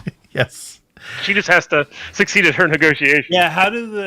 How are we handling like the sort of the time here? Because if I have my spy there, maybe they could do some reconnaissance for the moonfish. Right. Oh, that's right. Yeah, that's true. Yeah, so I was just thinking, you'd want to secure their deployment before Liara used them. But so you would be able. Let's see. But I don't think, especially for like this event now, you would have to deploy. You would have to go. You'd have to have a player character would have to be actually on Ikaz. Okay. Yeah. To make things happen now, because you're no longer that's the weakness of doing everything. You're safe. Your character's not going to get injured. Nothing's going to happen to them, but they have less control over a situation. It's simpler roles, not as nuanced like extended Maybe tasks. we need to get in one of them fancy ships and fly in there ourselves. Want something done right? Do it yourself. Yeah, we can still do it with some flash. I still have that gilder. It's pretty awesome. Yeah, Right, so- You can come flying in. They have some canals. It's submersible. We can show up from underwater. Mhm. Ooh. Here's what I suggest: we wait to hear back from Liara. Mm. If it's bad, we will put together a diplomatic peace mission to Ikaz, Mm. featuring us. Mhm. When we're there, Tars can go link up with the moonfish and reorient them. Does that sound all right? Yes, well, let's just hope that Yeah. Liara can. Let's hope they don't kill your wife. Yes. Yes. Yeah. Well, that was, jeez, man. How did these Moritari suddenly became real bastards? Well, they're not Harkonnen, so at least they won't eat her. Yeah, hopefully. Yeah. As soon as you're like, I'm gonna send my wife, I'm like, oh, this is gonna be bad. Matt, Jack's only been married on paper for like an hour and a half. I don't know. No. I don't know how this is gonna work. 10 years, I don't have a kid. Like, Tars got one in like 5 minutes. Yeah, that's right. Oh, no, Only took him a night. maybe Jack is sterile. Oh, no. That's not good for House Abecostrr. More That's for the family problems. line. I wonder if they'll still be around 100 years from now. Gotta give me one of them Benny Jesuit. You know, no, that's good though for Kel, because that means that you'll want to lead into all this biohacking stuff I've been wanting to get involved with. So Oh. Yeah, for some. we'll either clone you or something. We'll fix it. Don't you worry. Yeah. Anyway, so Oh no! Make another Gola. I think couldn't we just start with fertility drugs? Yeah, I mean, if you want to be sorry. boring, yeah. maybe try your luck with the Bene Gesserit, since they Yeah, could probably yeah. squeeze those little guys out of you and then Yeah. make magic happen. All right. Jack's not comfortable talking about his guys. Only the moonfish, not the other guys. Yeah, right. Shoot. As a noun, not a verb. But yeah. So yeah, we're good. Good luck, honey. Yes. Oh, so where was? Because I remember when we were doing, there was a base difficulty for all the house negotiations, and I can't find that stat. I think it was pretty high. Like great houses were like 7. They started at 7, and major, it was like Was 7. it like the Chome thing we did? Yeah. No, it was for the great. It was the stats that I used for the great breaching, and I can't find.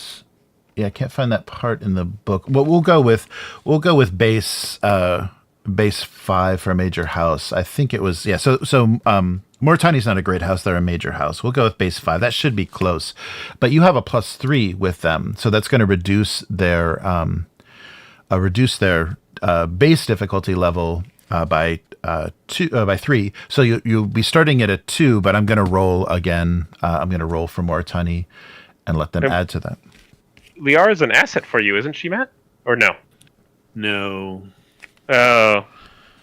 But she'll my have my wife. But she has, I think, let me see if I statted her or not. And she's in our character sheet thing. I have her right here. oh yeah, no, she has stats. Yeah, diplomacy. She's got diplomacy. Yeah, if she uses like truth and communicate, she should be pretty strong. She has an informant network. Oh, and some juice. Let me make sure all you guys can. Oh yeah, she's I saw the accessible. juice there, but I was like, is that gonna work here? So yeah. But that's right. She has the Mentat discipline though. So perfect recall. So in making understand, that applies applies to recalling data. One of the d20s in your pool may be considered a 1. instead of rolling it. Wow. So yeah, if you want to dazzle them with data, you'll get a pre-rolled die. We have blackmail data. Yes. Yes. All right. So let me roll for Moritani. Where's their stats here? And so we're starting at base 2 difficulty, and so yeah, you're trying to let's see, we'll do definitely power, and they're not thinking military. This is just communication, so we'll do power and communicate. So that's still pretty good for them. 16. Oh, and let's juice it up. No. Oh, more. So we'll roll. So 16, and I'm rolling 3. But there's no focus. Oh, no. Uh-oh. Let's see here. Better than this. Oh, okay. So no focus. Oh, wow. So yeah, that'll add 2 more. Yeah, so we're at difficulty 4. Okay, so that'll be the base difficulty for Liara's negotiation with Moritani. But you guys, you have. Did you spend all the momentum? Did you guys? Yes. Okay. But you can, make rolls to create assets, and if you want to, you negotiate. If you want to go just pure numbers with them, she'll have that mentat ability. She's just going to appeal to their economics. So,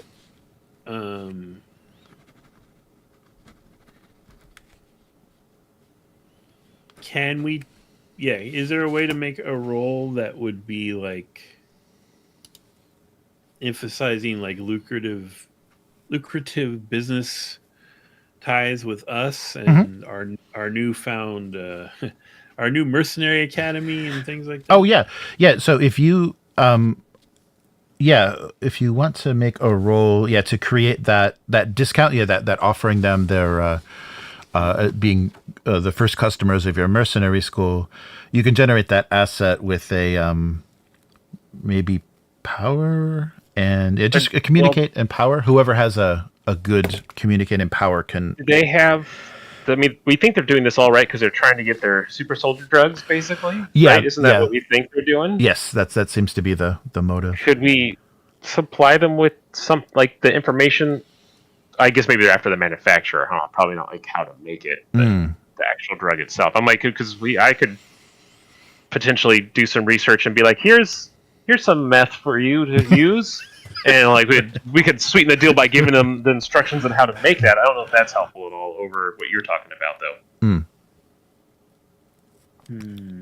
Yeah. So what approach do you think? Yeah. So you can make a roll to create an asset that can give her, and if you generate momentum, you can juice it up. I was thinking if I go power and communicate and use my diplomacy focus, I have a really good chance of pumping it up. Good. Yeah, give that a shot. If you think you have something better, Kel. No, I was just like, I'm really good at making up bullshit. So that's why I was like, I can. if you want to have some technology that you want to like offer them as a trade or to maybe you could help me with like performance stats and things for our mercenaries, and then I can use that with this. Oh sure, yeah. If you want to, if you want to assist, that would be good. So if you want to roll, if you're giving them like maybe some understand in power or understand, and that might be good for assisting. All right. Totally, man. I can totally give you some stats. What do you want to know? I want to know how many successes you give me. When it comes down to it, it's just all right. Yeah. So Kel is going to give you some information to make this offer even better. Oh no, I deleted something. No, I didn't. Okay, we're okay. I'm panicking for no reason.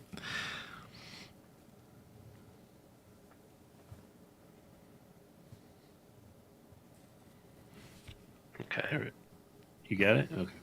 Am I rolling first? Yeah, yeah, go ahead. Yeah. All right. So I'll use power. We were thinking and understand, and I'll pull up some.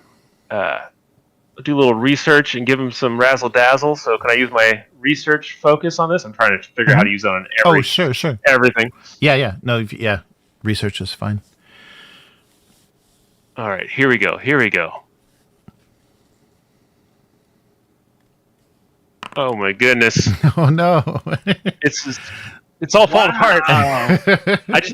I just don't have faith in my abilities anymore. After what happened before, I feel like everything's my fault, and I just keep crumbling under pressure. So I feel like he hands me like a tablet of information. I'm like, this is gobbledygook. Thank you, Bill. Yeah, it's all the stats. I just don't know how you're going to use this to impress them. Just raw data. Yeah. Well, I got 2. Okay. Oh, so to create, that's right. We're not doing we're creating the asset. Okay.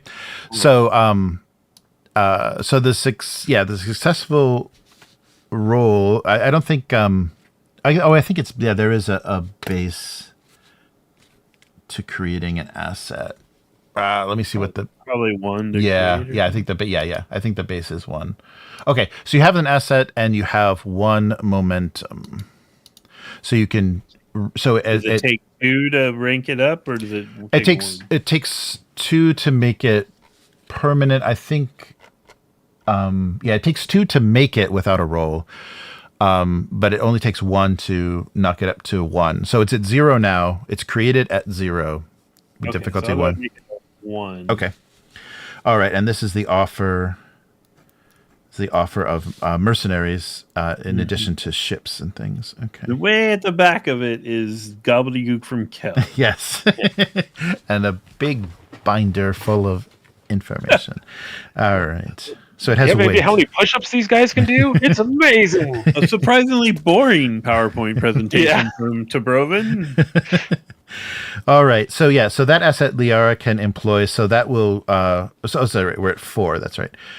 So 4 difficulty, so that will give her 1, so that'll knock it down to 3. So she may be able to do this. What are her scores? You can pull her up. I think everybody has ownership of that because she was the ambassador. Where is she? Yeah, there's Liara. So is this going to be power and communicate? Yeah, she can use her. Probably communicate. She can use diplomacy, or if you want to do understand, and use like the data analysis, and then you can actually. There you go. She can turn it around. I gave her all the info. Yes, there we go. She's the one who's actually making it interesting. Right. Yeah, I guess she could use understand if she's going to go with just the very practical side of this, like cost benefit analysis side of this for them. Yes. Okay. Cool. And she's got the Mentat discipline, so you can roll a single die and then have 1 die already be considered a 1, if you want to do it that way.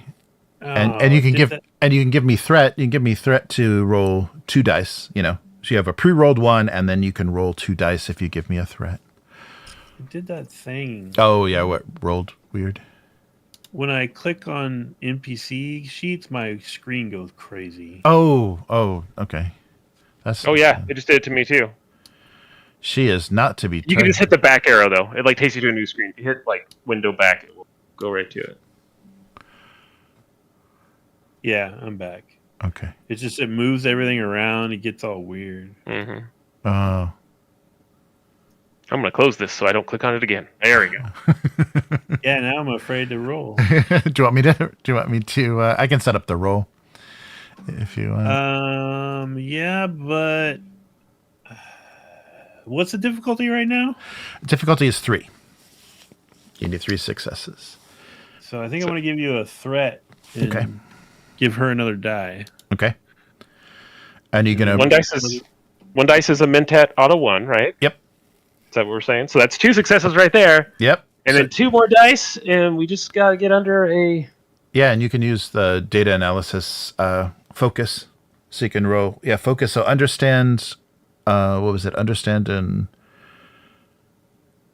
Oh shoot! What I forget. Is it power or for her? Like, what's her angle on this? Is she just doing what she thinks she should do? Is it duty for her? I think Is she doing power plays? I think it's power. Okay. Yeah, I mean, duty would be better, but I think it's power. Okay. Yeah. Okay. So 7 and 5, but with the focus, the data analysis focus. Yeah. So 12 and under, 2 dice, 1 success.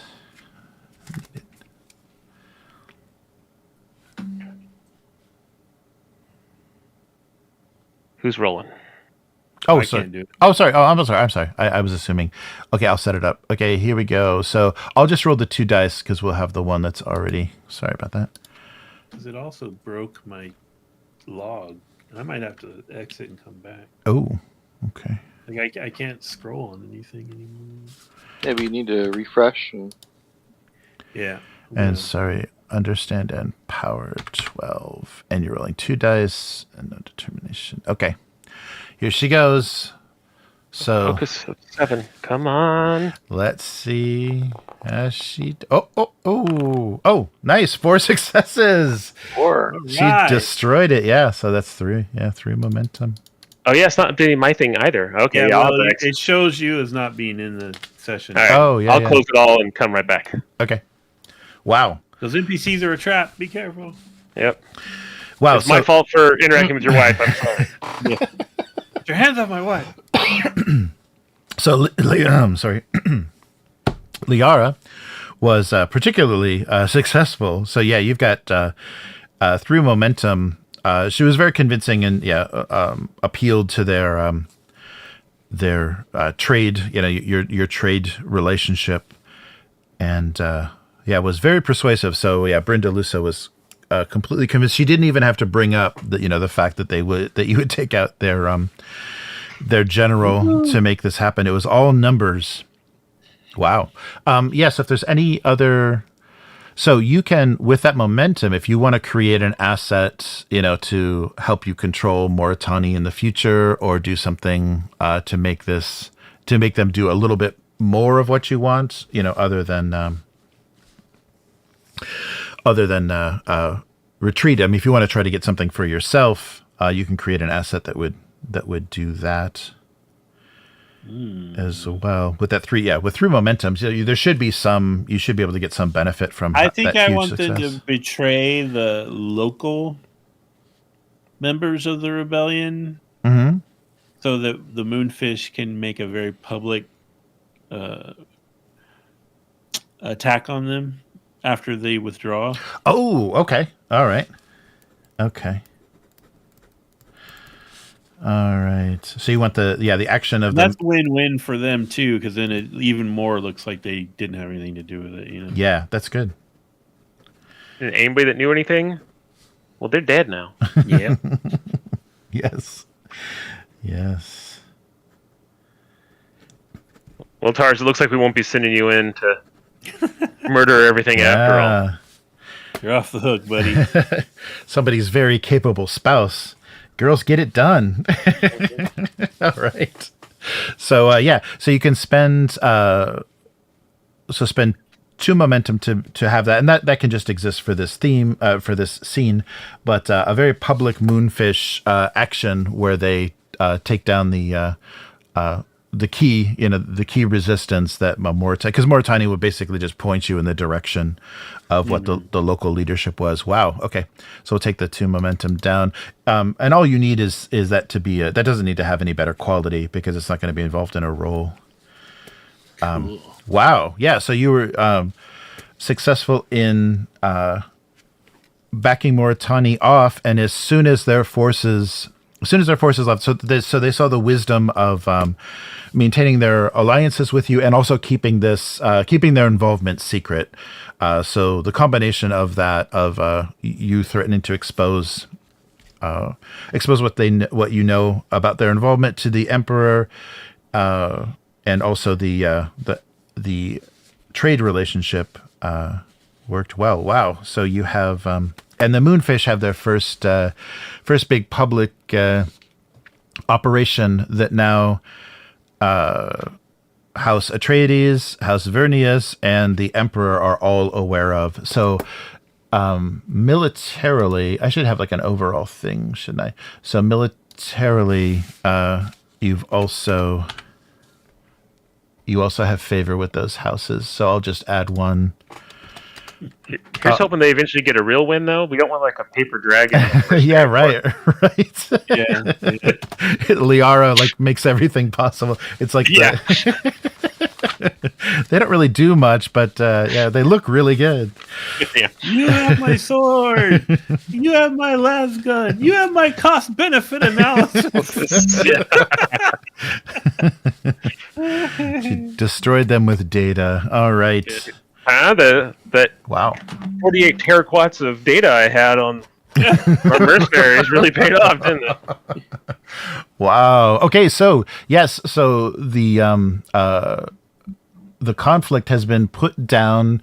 The Moonfish have very publicly taken out local leadership. Mauritani's involvement was remained completely concealed. Wow. So the after this involvement, so the failure of this revolt initiated a time of feasts and imperial festivals. So the emperor, to kind of distract from the fact that his whatever he did to the Ika's empress, don't be concerned about that. So the emperor has initiated a time of feasts and festivals. So there's a magnificent celebration in the imperial court on Kaitain, and of course you've been invited as guests of honor, so representatives of all the major houses. And because you had such a public role, so of course Atreides, Vernius, and Abecostrr have been involved. You're all honored by the emperor, so this will give you favor with the emperor. So yeah, the reputation with those houses and yourself has been so Atreides and Vernius are both impressed with your military. They deployed forces on the ground, and you were able to put down this rebellion With like 3 guys. Yeah, it was just like 3 guys and some white capes. So And cool helmet. but during these festivals, Calls for a celebration. yes, the young Earl Vernius, the leader of House Vernius, met the imperial concubine Shandel Balat and fell in love. So from this time forward, they initiated a secret affair, and also what the emperor proposed that the Duke Paulus Atreides should be married to so Elrud I guess this is it would be a niece, I suppose. Minotaurus Atreides, you mean? Yeah, Minotaurus. Yeah, but Paulus Minotaurus Atreides. Yeah, he. Sorry. The current Duke should be wed to Helena Riches, who is a relative of Elrud's, a cousin of Elrud's. So Helena will become the wife of Minotaurus, Paulus Minotaurus, the Duke Atreides. And an affair has begun between the Earl of House Vernius and one of the Emperor's concubines. So we'll see. We'll see how that goes. Well, it sounds like we got a wedding to go to, guys. Yes. Yeah. Right. So that will be the next big event. Mm-hmm. When that school of Moonfish returns, they're gonna get like a hero's welcome, and there'll be like a medal ceremony and like a big shindig. Nice. And then they'll be reprimanded for their terrible recon. Yeah. No, we'll just do a little retraining. It's okay. Huge medal ceremony, then they'll secretly all be killed. And then Nice. All right. And at the festivities, you were also the leader that I mentioned, the Supreme Bashar Zamgoran, who was leading the Sardaukar forces on Ikaz. You were also introduced to him as well. So you have someone amongst the Sardaukar that you can, as someone you can refer to, and also, of course, the Vernius, the Vernius Earl. The Earl of Vernius you also have now been introduced to. That could get real awkward, like be at a party and be like, so you sent a whole legion Yeah. and nothing. Our guys just walk in and kill some people. Problem solved. Interesting. What was the name of this Sardaukar general guy? He's the Supreme Bashar Zum, Z-U-M, Garon, G-A-R-O-N. So he was involved in that. Yes, so the Duke, the Duke Atreides has taken a bride. And this is the mother of Paul, or not the mother of Paul, the mother of Duke Leto. who we're looking at. Yeah, I'm like, how old's Paul? In the... Paul's a minus. Negative. Yeah. Yes, no Paul, and maybe in Paul will decide in our version of Dune that he shouldn't be born either. We'll have to see. How this goes. I feel with like where we're going, we're going to end up in charge of the planet anyways. Arrakis is, right. It'll be us instead of Atreides. Right. All right. And it'll be... Oh, so we'll get killed? Well... All right. It'll be Tar's grandson that's the chosen one. And it will work out fine. I'm sure it'll be... Jeez. Oh, and the other benefit and the thing that I think enticed the Duke Minotaurus to accept this marriage was through her connection. Now, House Atreides has a chair in Chom, so they have some effect now in the decisions of Chom and the corporate structure of Chom. So, and this is what was Helena Ricci's. So, Ricci's was the house that has kind of fallen of late. They lost their stewardship of Arrakis and also lost their contracts to produce the Highliners, which Vernius has taken over from them. And this was this unification kind of helped to stabilize House Ricci, so they're not quite this will help them not quite be in such decline, and maybe see some favorable treatment from Chom. So this may be better days for Ricci's. Oh, good for you, Ricci. And so I guess this will be an asset. We should probably create this as an asset. So you noticed at this party, the Emperor didn't, and as far as you know, from what you heard afterwards, nobody else noticed that the Earl of Vernius is having an affair with the Emperor's concubine. So that is an asset now. So the we noticed and yes. No one else did? Yes. Yeah. You have God damn, we're good. You guys are good. So I'll just make that, it'll be a quality 0, which you can, boost up with information and, spending some momentum on it, but it'll be an existing asset for the rest of this part. But yeah, that was one thing in just your communication. Yeah, so far the affair is secret from both the Emperor and all the other major houses. I feel like we're the only ones who are paying attention to anything. Mm-hmm. Right? Yeah. Is that what's going on? Yeah. Yeah. I'm going to, at this said party, Jack's going to, like, as he's networking and moving around, I assume at some point he maybe gets to speak to the Emperor, but not, sure. I'm sure it's not elaborate because who am I, right? Mm-hmm. But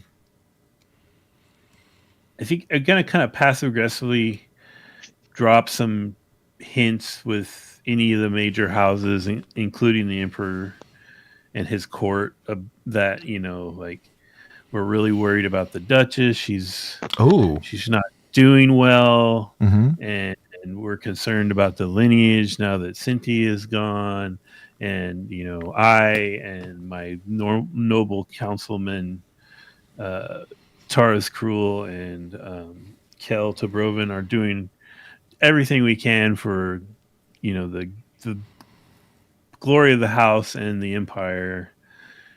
and we've been doing it for quite a while now, and just kind of make it sound like we're the ones making it all happen for House Abecostrr.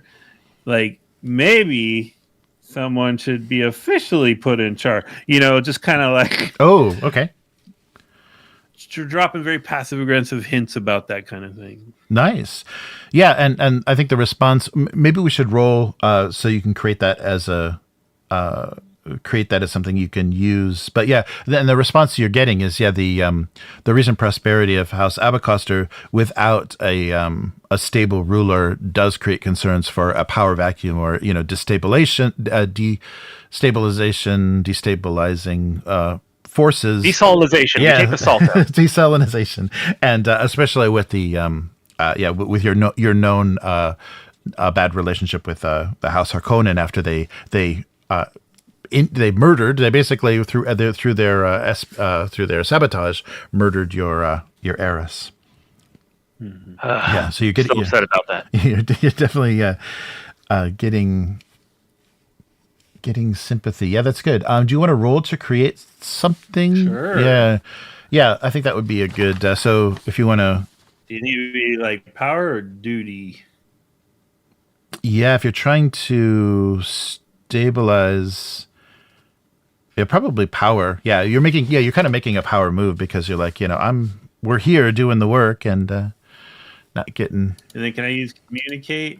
Mm-hmm. Yes, yeah, communicate definitely as your. And would my deceit or diplomacy focus apply? I would. Yeah, if you're both of them either. Yeah, and I can leave it up to you which if you're trying to do something positive. Well, I think I'm laying it on pretty thick, so probably deceit. Okay. Yeah, right.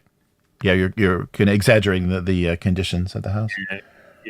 Are you exaggerating the conditions? No, I'm not. But I think I'm exaggerating how much the three of us have done for the house, right, and the greater good of the Empire. Yes. It's so sad that the Duchess and her granddaughter aren't here to see all this progress. Yes, that is. Whoa. Okay, well. Oh, we're dead. We're all dead. Wow. Okay, so I rolled a 19 and a 20. If you guys didn't see that, yeah, there was a complication. I see that. Wow. Oh boy. Yes. So these guys are being a little cruel tonight. Yeah, it's been pretty brutal. Yeah, only Liara's had much luck. She rolled gangbusters, but wow. Okay, so yeah. So you are getting a lot of sympathy from the houses and they're considering that they've all kind of suggested maybe bringing this up at the Landsraad to actually formalize a new ruler or leadership in House Abecostrr is important, but of course the let me see here. I think I feel a cousin coming in out of nowhere, Matt. Well, that's the thing is like I feel like if this is really backfiring based on this role, it's probably like the reverse of what I wanted. It's right. Now there's this giant Imperial magnifying glass on us or something. Yeah. I would think Imperial scrutiny is the opposite of what you may. God, damn it! You may want. Yeah, let's see here. Was this a difficulty 0 or was there?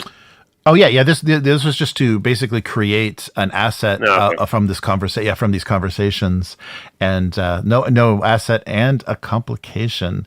Yeah. So give me some time. Let me figure that out because I think something like a maybe we get the asset with an ulterior motive. Oh right, yeah, something. Yeah, that's what I'm thinking. Is I'll create an asset that's kind of counter to what you want, but give me some time to figure out what that is. So I had a boss like that once. Yeah. So To me, it really feels like they're like absolutely. You know who should be in charge. your cousin Jimmy. And it's like, who's Jimmy? And he's like, oh. It's Jimmy. You're 12 cousin, 32 times removed. Yeah. And we have to go brain damage another member of the... Yeah. Yes. Or maybe it's like an Imperial auditor that's stationed on our moon or something. Oh, right. Oh, yeah, that'd be annoying. Yeah. So I think what's going to happen is basically you've motivated them to put this to a vote about what should be done, and we'll find out what that vote was. Yeah. So. Oh my god. We'll find out what happens. They're going to put your I wasn't undead happy. uncle up on. I should have been happy with our successes, and I pushed it. Damn it! They're gonna appoint the Gola to be the Duke. Oh, that's right. He's done such a good job. Why not? Oh my god! No. Wow. Yeah, that's pretty good, Terry. You want to run this? We'll have to kill him again. Hey. Well, Cal, I need you to port a bunch of those shitty Harkonnen machine parts really fast. The palace has been replaced with defective Harkonnen ventilation. All right. We took him on a fishing trip in our new Harkonnen-made yacht, and it blew up. It's like our house is haunted by poisonous gas. Yeah. Yeah, I still have that poison from that assassination attempt. I'm sure we can. It's been 10 years. I'm sure I can that's right. spruce it up and That's right. bring it back out, or just use something similar. Nice. All right. So yeah, that has you a bit worried. You're a bit on edge with this vote, this upcoming vote, and in the meantime, you've gotten some reports back from your holdings on Arrakis, and things aren't going well. They're asking for some assistance and maybe some expertise or some at least educated guesses about what's not working well, and to kind of to change that situation, so you can do things, of course, from afar, to create assets and generate things to help up that condition. Just the spice yield is much lower. Recently, the spice blows have been considerably less. You're seeing this decline, and it doesn't appear to be any. It's not sabotage. None of your machines or anything have been directly sabotaged. You have had some Fremen activity, but you've been able to repel with the assistance of House Atreides. You've been able to repel that, so you have all of your working harvesters, but it just seems locating the spice blows and the holding itself doesn't seem to has lost some of its productiveness, and so it may need a refocusing or a resurveyed. Sorry, is there anything? I was just gonna say, Kel, this sounds like your thing, man. Kel's, that's yeah. Am I going there and taking over for a quarter or something? We could send you a unit of moonfish and chars, maybe. I mean, I don't know if we need all the warriors, but okay, cool. Yeah, those Fremen are savages. Yeah, they're just misunderstood. I'm sure they're fine. I said this in jest, but I genuinely, Jack has no intention of ever setting foot on Arrakis. Okay. So, I'll be happy to play, Billy the Moonfish if we go, but Billy the Moonfish. Yeah, that totally works. You can run. Yeah, you can run security. Like you can run the leader, the squad leader of the Moonfish. But yeah, I understand that works. That works well with. Well, me and Cal could just tie him up and bring him along. Yeah. You Here, have some of this milk. You could do that actually on Jeremy's stream yesterday. That got floated. That they do the BA Baracus and yes, just tie me up and take me. Bring him along. Bring him along. Yes. So, is that? Or we can handle it remotely, but it feels like this is more of a get in there and do it, right? Mm-hmm. Yeah, it does. I don't really have like a lot. That's a huge revenue stream. That's like the biggest thing we've ever seen. So yeah. And like my one asset that's like a do something person, Farah, is like a terraformer and stuff. So she's much better remotely working here than than remotely working over there. Right. Yeah, I think that's a good. Or we can just split up. You can stay here and be doing your own thing while we're over there.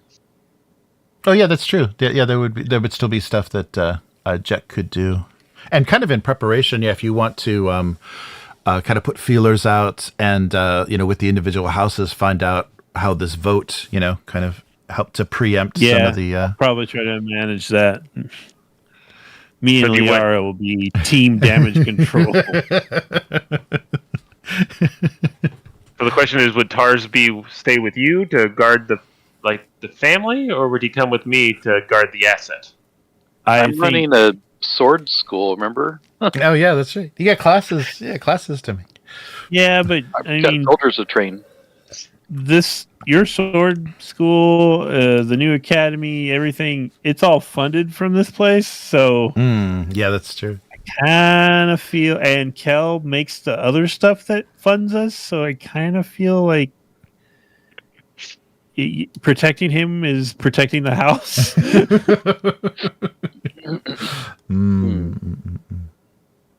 lot of different ways to look at that, huh? Yeah. I mean, you could just send I won't tell you to go. I have too much respect for you, and I would be a hypocrite because I'm not going. But I was going to say, I have had many bosses in the past that have always been willing to do the hard work, and would say things like, "I would never have one of you do a job that I wasn't willing to do myself." Yeah, that's not Jack. That's not. Yeah. You mean you can always hit me with a battalion of moonfish, and not a battalion, but a group of moonfish. I'm definitely sending moonfish, but I would be indebted to Tars if he would go there and help Kel.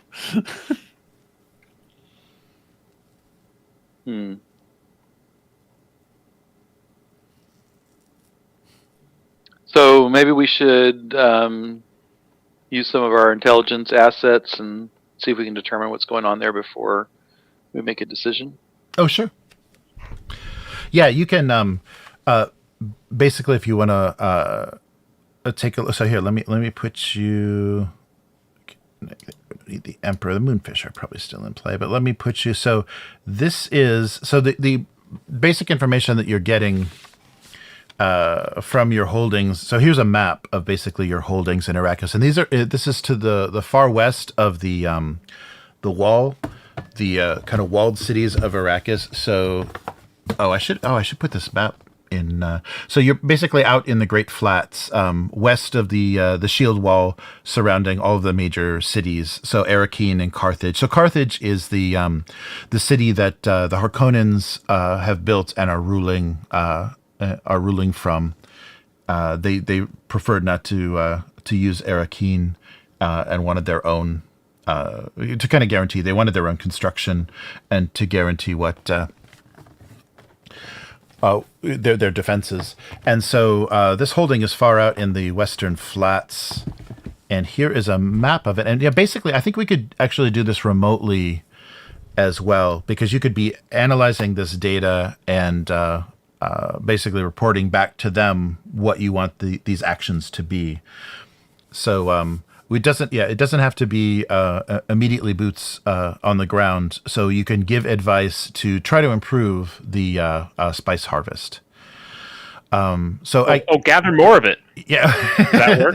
plus one, right? What a barren, featureless wasteland. Yes, isn't it delightful? Yeah. So where's the water? It's like an ocean of sand. I hate it. So you're given this data, and where are we here? How are we going to get moonfish to thrive on that?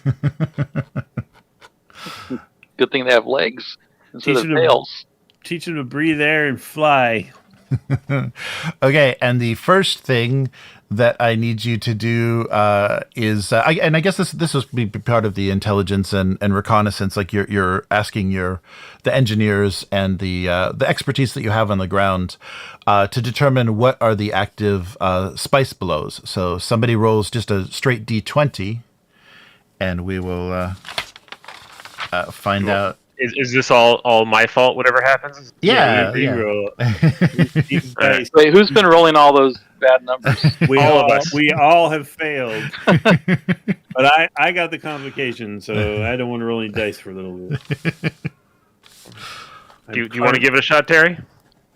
Sure. Okay. Give us one D20. Yep, just straight 1d20 roll. Oh. Oh my god. What complication? No, actually, in this situation, that's a good result. Yeah, higher was better. So you have six.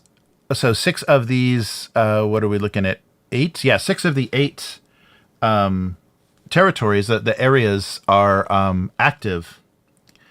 Active spice blows. All right. Wow, and that's the highest amount that you've seen in a while. So the engineers are reporting back something pretty promising. So I'll just mark these so they're easy to. Well, it sounds like things are great. What are they doing wrong? Are you not putting it in bins? Are you just dumping it out and you pick it up, or? Right. I say you keep what's it the in problem? something. Help me out here. Yeah. All right, so let's do these. So these 6 areas of your holding is where the spice blows have been reported, and currently you have 4 harvesters in good repair that you can deploy. So you can deploy. So each you can see the kind of white line. Those are the zones, and I think there's only one. Yeah, there's one holding in each zone. So yeah, there's nothing that's shared. So what you're able to do is let's see. So you need to make understand rolls. So difficulty 2 understand tests, and up to 2 players can assist. So and then you can spend if there are any. If you succeed, you can spend momentum. So anything above that 2 difficulty, you can spend momentum to reveal one of these kind of the level, the efficacy, the how good and rich one of these blows will be. And I'll just randomize. I will randomize them when you reveal them. So an understand difficulty 2 people can help, and then all the momentum that you get over on that test can be used to reveal how the quality of these blows.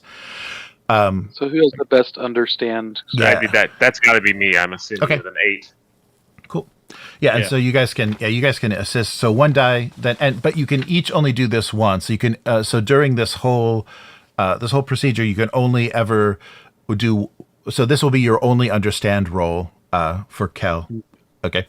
Okay. And then somebody else would have to do it if you want to keep trying. So and if you do it. If you repeat the same test, it's it's 1 more difficult. Like the difficulty is raised by 1. So you're encouraging you to share the. So we're trying to get a bunch of momentum and stuff, but there's going to be multiple tests here. This is the first test to. There will be multiple tests, but they'll be for different things. So this is just assessment. Yeah, the first one is going to be there will maybe battle or move or discipline, but the first one is just understand, which is just data. All right then. All right. So Tars and I can help. You said Yes. Yep. So both of you can roll 1 die. Are they limited on how many times they can help, or is this just the only understand roll? Yeah. This is just just the type of test. Yeah, the player and the type of test is limited, or it affects the difficulty, but assisting doesn't. No. I think I'm going to go all in on this. I understand in truth, because if it is known, I must know it. So I'm going to use my determination. Oh, okay. Just wreck this thing. Yes. And I'm assuming research will work as a focus. Oh yeah. That's what you've been doing. I should have used my determination at the party. Yeah. Yes. That would have been good. I'll make this roll now. Oh my god. I know everything. Wow. Okay. I don't need spice to see the future. I can just Wow. Okay, roll it myself. So why don't you guys roll your assists because you're at 3 right now. You've got 3 momentum. Oh, sorry. So we changed scenes basically. So you'll lose the pooled momentum because we're now onto spice analysis, and then you've got 3 momentum, and then any successes you guys contribute will add more. So what am I rolling something? Yeah. So now? roll the same. Yeah, roll the same. There's a big 0 for you. Oh no! As expected, Jack. As expected. Thank you very much for your input. So roll an understand, and something. So like either maybe duty. Duty would be good. What if we flooded it? Would that help? Okay. add water. Hey, Jack, look at those sandwiches over there, man. Maybe you should have some sandwiches. Ooh, Why, yeah, let me and Tars finish talking about this real quick. And it's a single die. My dice roller disappeared, so all I can do is the regular kind. Sure. Yeah, so you'll be rolling. So do understand and maybe So understand is 5 and duty is 8, so that's 13. Okay. Yeah, go for it. Oh, there you go. So that was but you got a 1, so that's 2. So that's 2 more momentum. Nice. Oh, were we supposed to roll 2 dice? I thought we were only supposed to roll 1. Oh, it's 1. That's right. Okay. Well, but we'll do the. That's right. Sorry, it's 1 for assist. You want me to re-roll? No. The one was rolled first. So they show the order of the dice. So yeah, we'll just count the 1. So that's 2 more successes. Yeah, they show you the order that they're supposedly rolled on the roller. So we'll go with that. So you have 5 momentum. So you can reveal 5 of the 6 promising sites, promising spice blows. So, so should we do this? I'm going to have to do some text. So each point of momentum we spend is kind of like activating one of these things in a way? It's going to show you the quality. So it'll give you some insight. Because otherwise you would just be blindly deploying your harvesters. Mm-hmm. Yeah, but this way you'll know where you have better chances of success. I have some ideas of how we can improve the efficiency of these harvesters, but that's for next time. Yes. That's good. That's good. Okay, so we'll just start so you can do. So which one do you not want to? Which one should? I think the one on the bottom right. To me, it's on the other side of like a bean, and far away, and those other ones aren't producing anything. So it feels like the 2 that aren't marked that means that they're just. Shit spice, there's no spice below there, so there doesn't seem it seems like 0 chance of securing of any success with mining. But these the ones that are marked with the Abecostrr sigil are active spice blows. So it's kind of cool that there's like 3 of us and our icons 3 daggers, right? It's like it's nice. Nice. Start calling ourselves the triumvirate. Yeah. All right. So let's just roll. So somebody roll a d6, and we'll start with the upper left here. You did great last time, Terry. Why don't you roll that d6? Yes. 2. Okay. So let me do it. I said great, but that's cool. You can roll 2. That's fine. Okay. Planet name. Yeah. Planet name. And sorry, it's. So this is the information that you get. Oh, I can make it. Should I make it bigger? Can I make it bigger? Yeah, I can. Let's try. I can read it pretty easy. -1? That doesn't sound good. No, -1. Okay, so oops. I'm on the wrong tool. Yes. So, is that from the average spice production? It's 1. Yes, right. So lower? that means it's lower than usual. Yeah, it's 1 degree or 1 value lower. So 0 would be a typical one, and then anything positive would be a very good one. All right, and let's do the next. You got the bad one out of the roll, Terry. You got this. All sixes from now on. I don't even know what I'm doing. Okay, so just roll a d6. Yeah, I'm just randomizing the results because I'm supposed to have tokens on a board, but I don't have tokens to flip. Ooh, all right. Let me see if I can just copy these over. Wait, that might make it easier. No, let's see. Oh, yes, there we go. All right, and this one yields a 0, so it's a normal level. Yeah, so it's not better or worse than usual. All right, and next one. So the one in the lower right, you said leave that one alone. So yeah, I think we'll ignore that one for now. Okay, and here's gotta keep switching tools here. This one in the upper right. So somebody roll d6. Okay, Terry, you're getting better every time. You got this, buddy. See, one higher. It's working great. 3, 4. You're rolling us straight. Yes. Yeah. Next one's gonna be 5. All right, and that gives you another 0, so another normal level, not better or worse. Looks like we need a high number. Let's see a 5 or 6. All right, and yeah, this one. No, you want to go up, Terry. I wish there's probably got to be keyboard shortcuts that I'm not using. This is another -1, and we got 2 left here. Well, 1 left, right? I don't know the last. Oh, that's right, 1 left. Yeah, that's right, 1 left. Oh yeah, so. Oh. But let's see. Wait, they're all. Oh wait, no. That's good. They're all. That's good. Yeah. That's the only one that's left. Yeah, because it's just a random. It's just a string. Oops. It's just a. Oh, okay, we weren't rolling like on a chart. It was. Yeah, I'm just randomizing the results. Yeah, you have an array. So yeah, you didn't get the You avoided the worst one. Yeah, you avoided the worst one. Yeah, you avoided the worst one. Oh, okay. So not bad. Oh, I hate this. Come on, positive number. +7. +7. All right, here we go. Will it into being? It was here, right? Yeah. Yeah. Okay. And it looks like a ho-ho +2. Oh, yeah, we'll put them all there. All 4 of them. All right. And so then so that was the spice analysis, and now you need to place your harvesters. So you have 4 harvesters. 4 harvesters that can be placed, and you can place multiple in the. You may place multiple tokens in the same zone, though. The investment, they may increase this number. Oh, sorry. Yeah, you can increase the number of these, but for the number of harvesters in a zone, it attracts more worms. So if one harvester is in the same zone, you get a +2 to every chance to attract worms, and it becomes more difficult to pull them out, to get them away from worm attack. So what do these numbers represent? The quality of the spice harvest.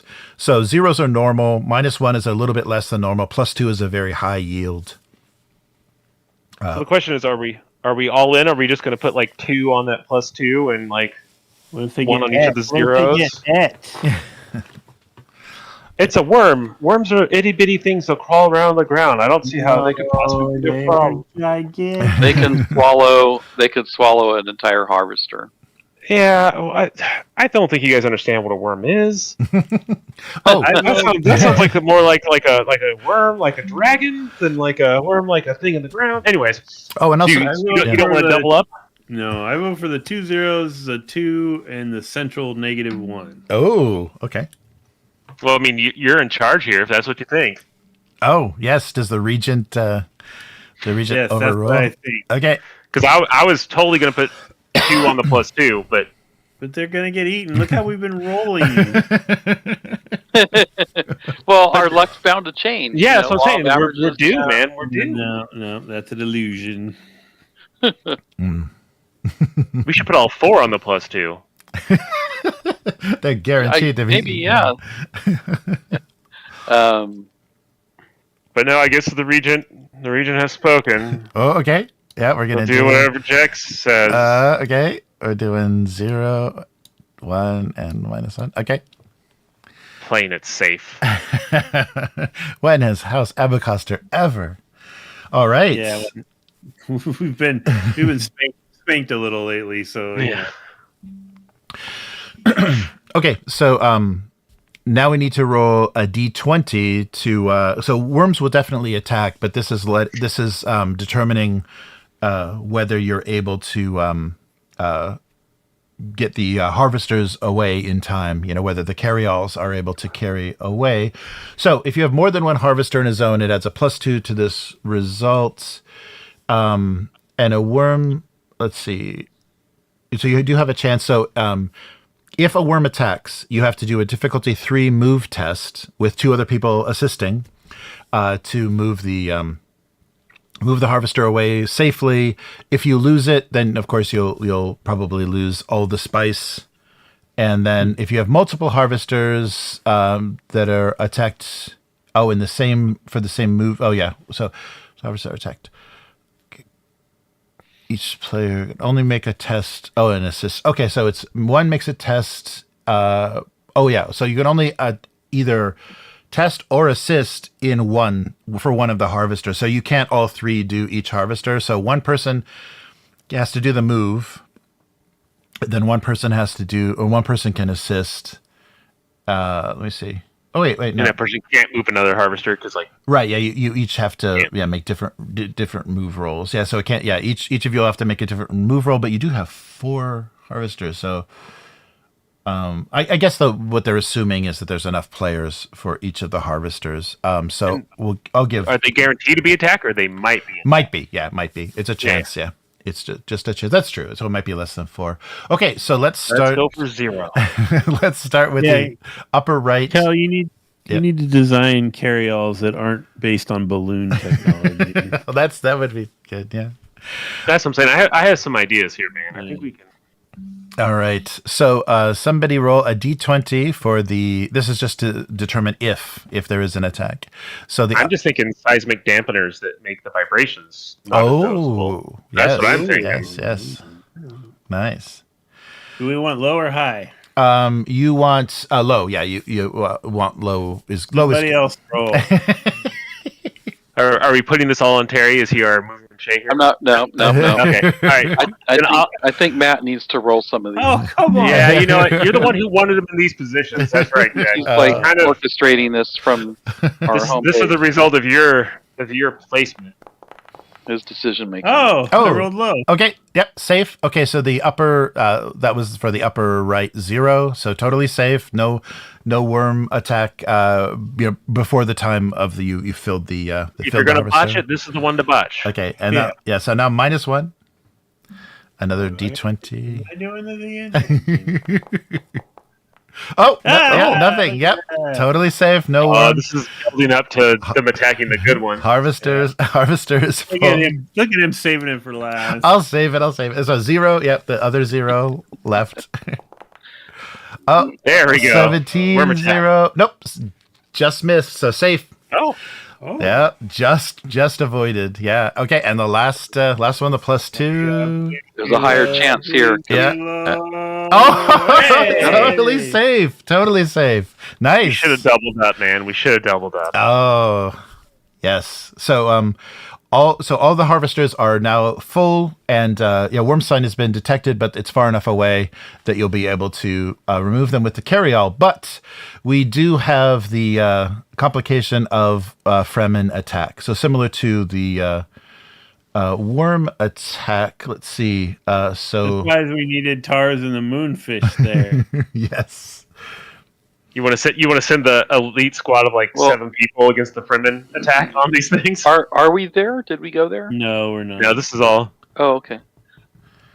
Jack said, "I want you to take care of this, Cal," and I sat back on my little thing that floats me around and was like, "No problem." Our workers know how to handle Fremen. Yeah. They're just desert people that get in the way. Nice. All right. So the so now I need to roll. So yeah, the game master rolls for Fremen attacks. So under 15 and you're safe, but I do have to roll for each carrier. So let's do the same order. We'll start in the upper right, and I'll just roll a d20. Oh, so attack on the upper upper right, upper right one. So this is for the -1. No, -1 is safe. The other 0. So both zeros are being attacked, and the +2. No whammy, no whammy. Safe. Yeah! All right. So yeah, just the 2 zeros. And so it's a very similar thing. So we're doing a difficulty 3 battle test. So yeah, Okay, yeah, I'll do that. and that would be good. Yeah. So if you have, because you haven't rolled yet for I'm the battle guy. for the tests. Yeah, good. Can we? Yep. Can he do both of them, or can he only do one of them, or is it all at once? So for each attack, a player can make a difficulty 3. And the two of you can assist. He didn't previously roll a move attack, so it's fine. But let's see. Oh yeah. So, he didn't roll. Well, I have a special talent too. That to fight someone is to know them. Ooh. I don't know if that applies for a remote. Oh yeah, since we're doing it remotely. Yeah, I don't think it would apply. But my battle score is 8. Nice. Yeah, so you'd have to do the 2 tests and 0 successes. Oh, okay. Well. Oh, interesting. Okay. So yeah, let's do just 2 battle tests, and both of you can assist. This isn't about generating momentum. This is about making a successful test of difficulty 3. I spent all this momentum, right? I should count it down. Oh, okay. Right, I spent 5 to spawn those things. Right. Oh, that's right. Yeah, thank you. Battle and Yeah. So I'm rolling 2 dice. or Battle and Yeah, what do you think? probably. I don't know. My power score is kind of low, but it seemed like it would be power and battle. Yeah, no, go with Or with duty. Yeah, go with duty. Yeah, that's good. Power and Okay. duty. That's All right, Can I use power? sorry, battle and duty. Sure. Yeah, you can do the. Yeah, you can roll. You can roll. battle and what? I'm sorry, battle and duty. Yeah, this is a battle. Yeah. Okay. Battle Focus and- strategy would make sense, right? I'm sorry, strategy Yes, focus would make sense. It would. Ooh. But he doesn't even need it. Nice. So that was So wow. Yeah. Oh, Didn't have a a focus. 0. All right, but that was 4. Yes, so the one, so the first carry out is safe. Yeah, that was 4, and you got 1 momentum because that was 4 successes total. well, good. He can spend that on more dice for the next one. Yes. Okay, and now one more test. Yeah, go ahead and Tars make the second one. It doesn't say. Yeah, it only says if you made the move roll. So you didn't make a move roll for the. Like kind of like each of us can only kind of do one of the things. Yes. kind of, Yes. is what- Yeah. Right. Yeah, you're kind of specializing. Oh. Okay. All right. Oh, So, you could spend a momentum to roll an Eight extra and dice. 16. oh, that's still 2 though, because it's 16. So it was 2. Yeah. It's yeah. Oh man. 2 more. 2 more. Okay, that does it. And you've got another momentum. All right, so Fremen attacks are repelled. So if you're successful, the Harvester continues uninterrupted. All right, so now the last phase of this is to determine what kind of the quality and the production of the spice that the Harvester was able to pick up. So this is a disciplined 3 roll. So if you've rolled before, it's going to increase by 1. If you haven't made any previous tests, then it's just difficulty 3. Can that be up to our engineer guy? Yeah, what do you think? Well, I mean, yeah, but I have made rolls before. Oh, you did. Jack- Okay, yeah. Jack hasn't made any rolls. Oh, roll. yet, okay. right? Yeah. So just discipline. Yeah. What's your discipline like, though, Jack? Is it a 2? It's a 5. Mine's a 7. Yeah. So So what do you it'd be, think? if you'd rather have it, but that'd be a 4 difficulty. If I So is this like truth and discipline, you think, or what is this? Yeah. It could be really anything because it's duty or power. You know, you're working for your house and you're working for the. Well, if it's power, I have a 12. Okay. And what do you have? What does Kel have? Yeah, if you do. if it was duty, it'd be a 13. If I use truth, it'd be like a 15. we're just trying to get accurate numbers here. Duty and what else? Oh, It was discipline, it was- right? yeah, You said was the- discipline roll. Yeah. Okay, well, And you do have two momentum, so you can. It'll be difficulty 4 if Kel rolls, difficulty 3 if Jack rolls. Why don't I roll with some? mine add up to 14. Why don't I roll with some momentum and then you guys help me? Oh yeah, Sounds good. okay. Go for it. All right, I'm spending a momentum. Come on, pointing at a map. Oh my god. Complication. No. Okay. Let's see. Does it specify? I got one. I got one. There's two. Come on, Tars. Tars has got What it. am I rolling? Discipline plus Just one probably die? duty. And one die. Yeah, one die. Yeah. Yeah, one die. Discipline. Discipline is 6, duty is 8. Go for it. Yeah. Oh yeah. Yeah, There we did. Okay, we got it. We did it. We eked it out. we got it. We just had a complication. Yeah. It doesn't say. Yeah. So Low tire? yeah. I'll just take that as threat because it doesn't specify like how to handle the complication. So yeah. So you were able. He has so much threat. Able to. Okay. Split in that zone. Did those numbers Maybe- affect one of these rolls? Should that Maybe plus 2 or? Fremen got stuck in the motor or something like that. Oh yeah, that'd be funny. Oh yeah, no, it doesn't affect the assist rolls, just the test, Okay. the main tester. Okay, so we're gonna do this. Wow, yeah. So we'll do this test for each harvester. Okay, so we'll have to make this roll. So that was the first one, and it was successful. Yeah, you got 3 successes. So that one will give you 1 investment point and 1 spice point. So. Yeah, so that was completely successful and was a usual roll. So you got 1 of each. Okay, let's try the -1 in the center. So the same rolls again for everybody. Oh, okay, so Yeah. we stick with what we were Yeah, doing. yes, yeah. Stick with the same rolls you were making. I'm sorry. I'm going to delete these because that might look like they're destroyed. So these just are coming home. Well, I'm not spending the momentum on this one because this is the shitty one, right? Yeah, we want to spend on the plus 2 for sure. Yeah. Come on.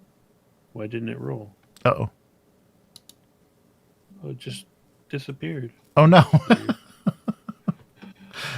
Foundry does not like me today. Yeah. All right. Okay. So you just rolled Cal. I got I Okay. got 1 success. Okay, we got 1. All right, Hold and While There Jack it goes. struggles There to point it at the map correctly.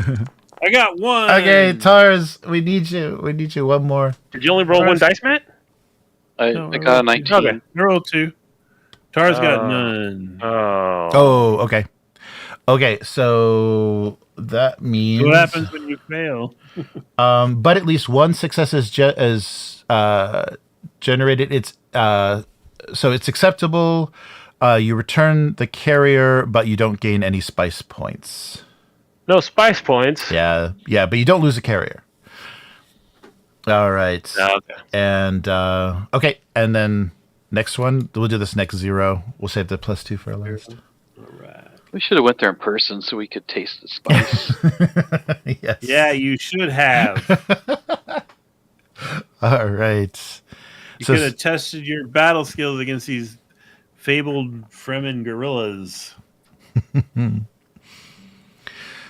all right. Well, they're people like anybody else. Oh, there we go. 2. We just need 1 more.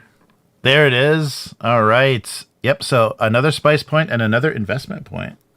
Wait, roll again. Tars, you might get us some momentum or something. Oh yeah. Oh yeah. Yay! You need a 13, right? Nice. Yep. Yeah. 13. So 2 momentum. Okay, and then last one. Yeah, the plus 2. All right. This one I am using a momentum on. Okay.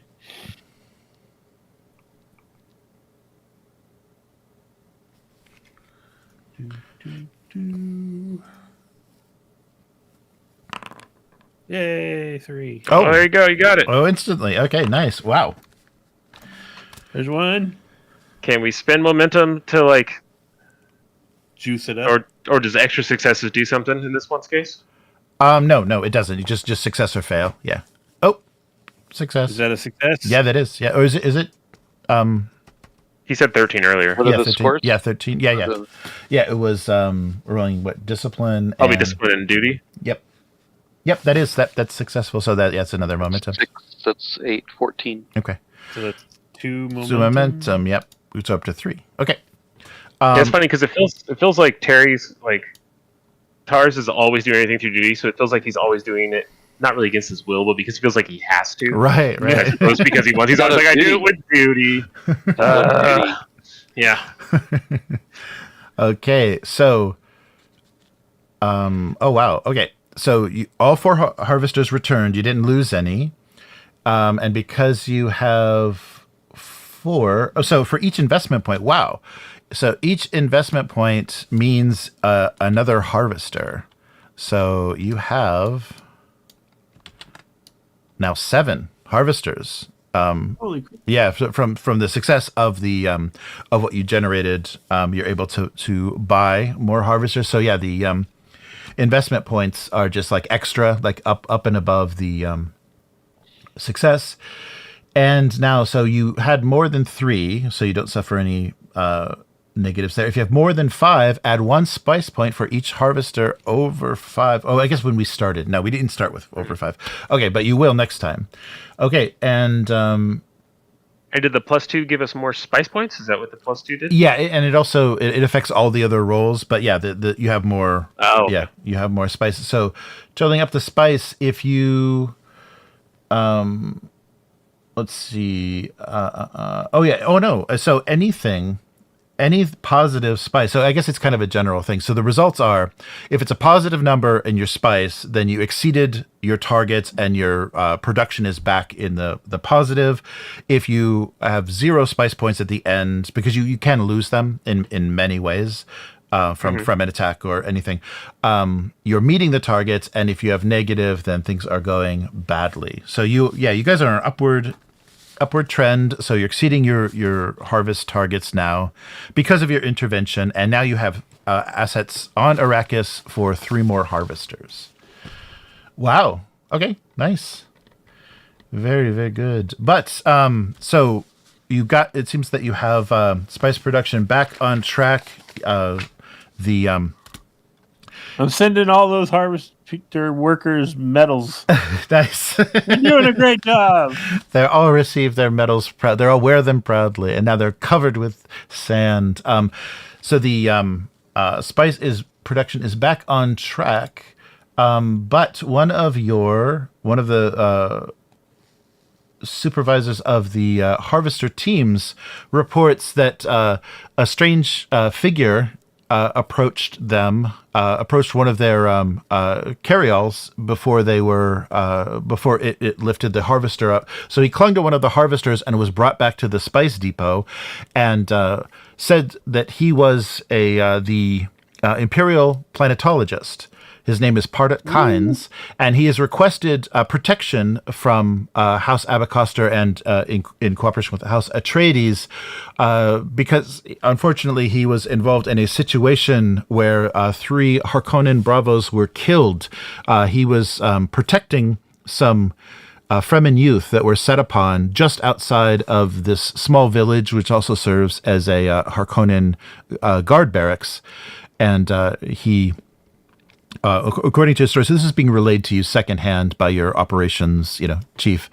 From the village of Winsack is where he was stationed, but he was involved in a situation with 3 that ended up with the thrilling killing of 3 Harkonnen to protect Fremen youth, and he requests protection by you, and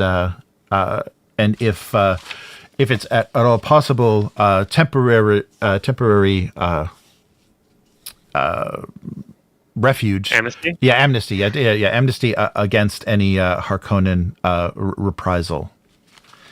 All right. out of game, is this Daddy Kinds or Granddaddy Kinds? It's Daddy. Yeah, it's Daddy. Wow. Oh yeah, here I got his picture. He's here. How far behind the timeline of the Dune novel are we?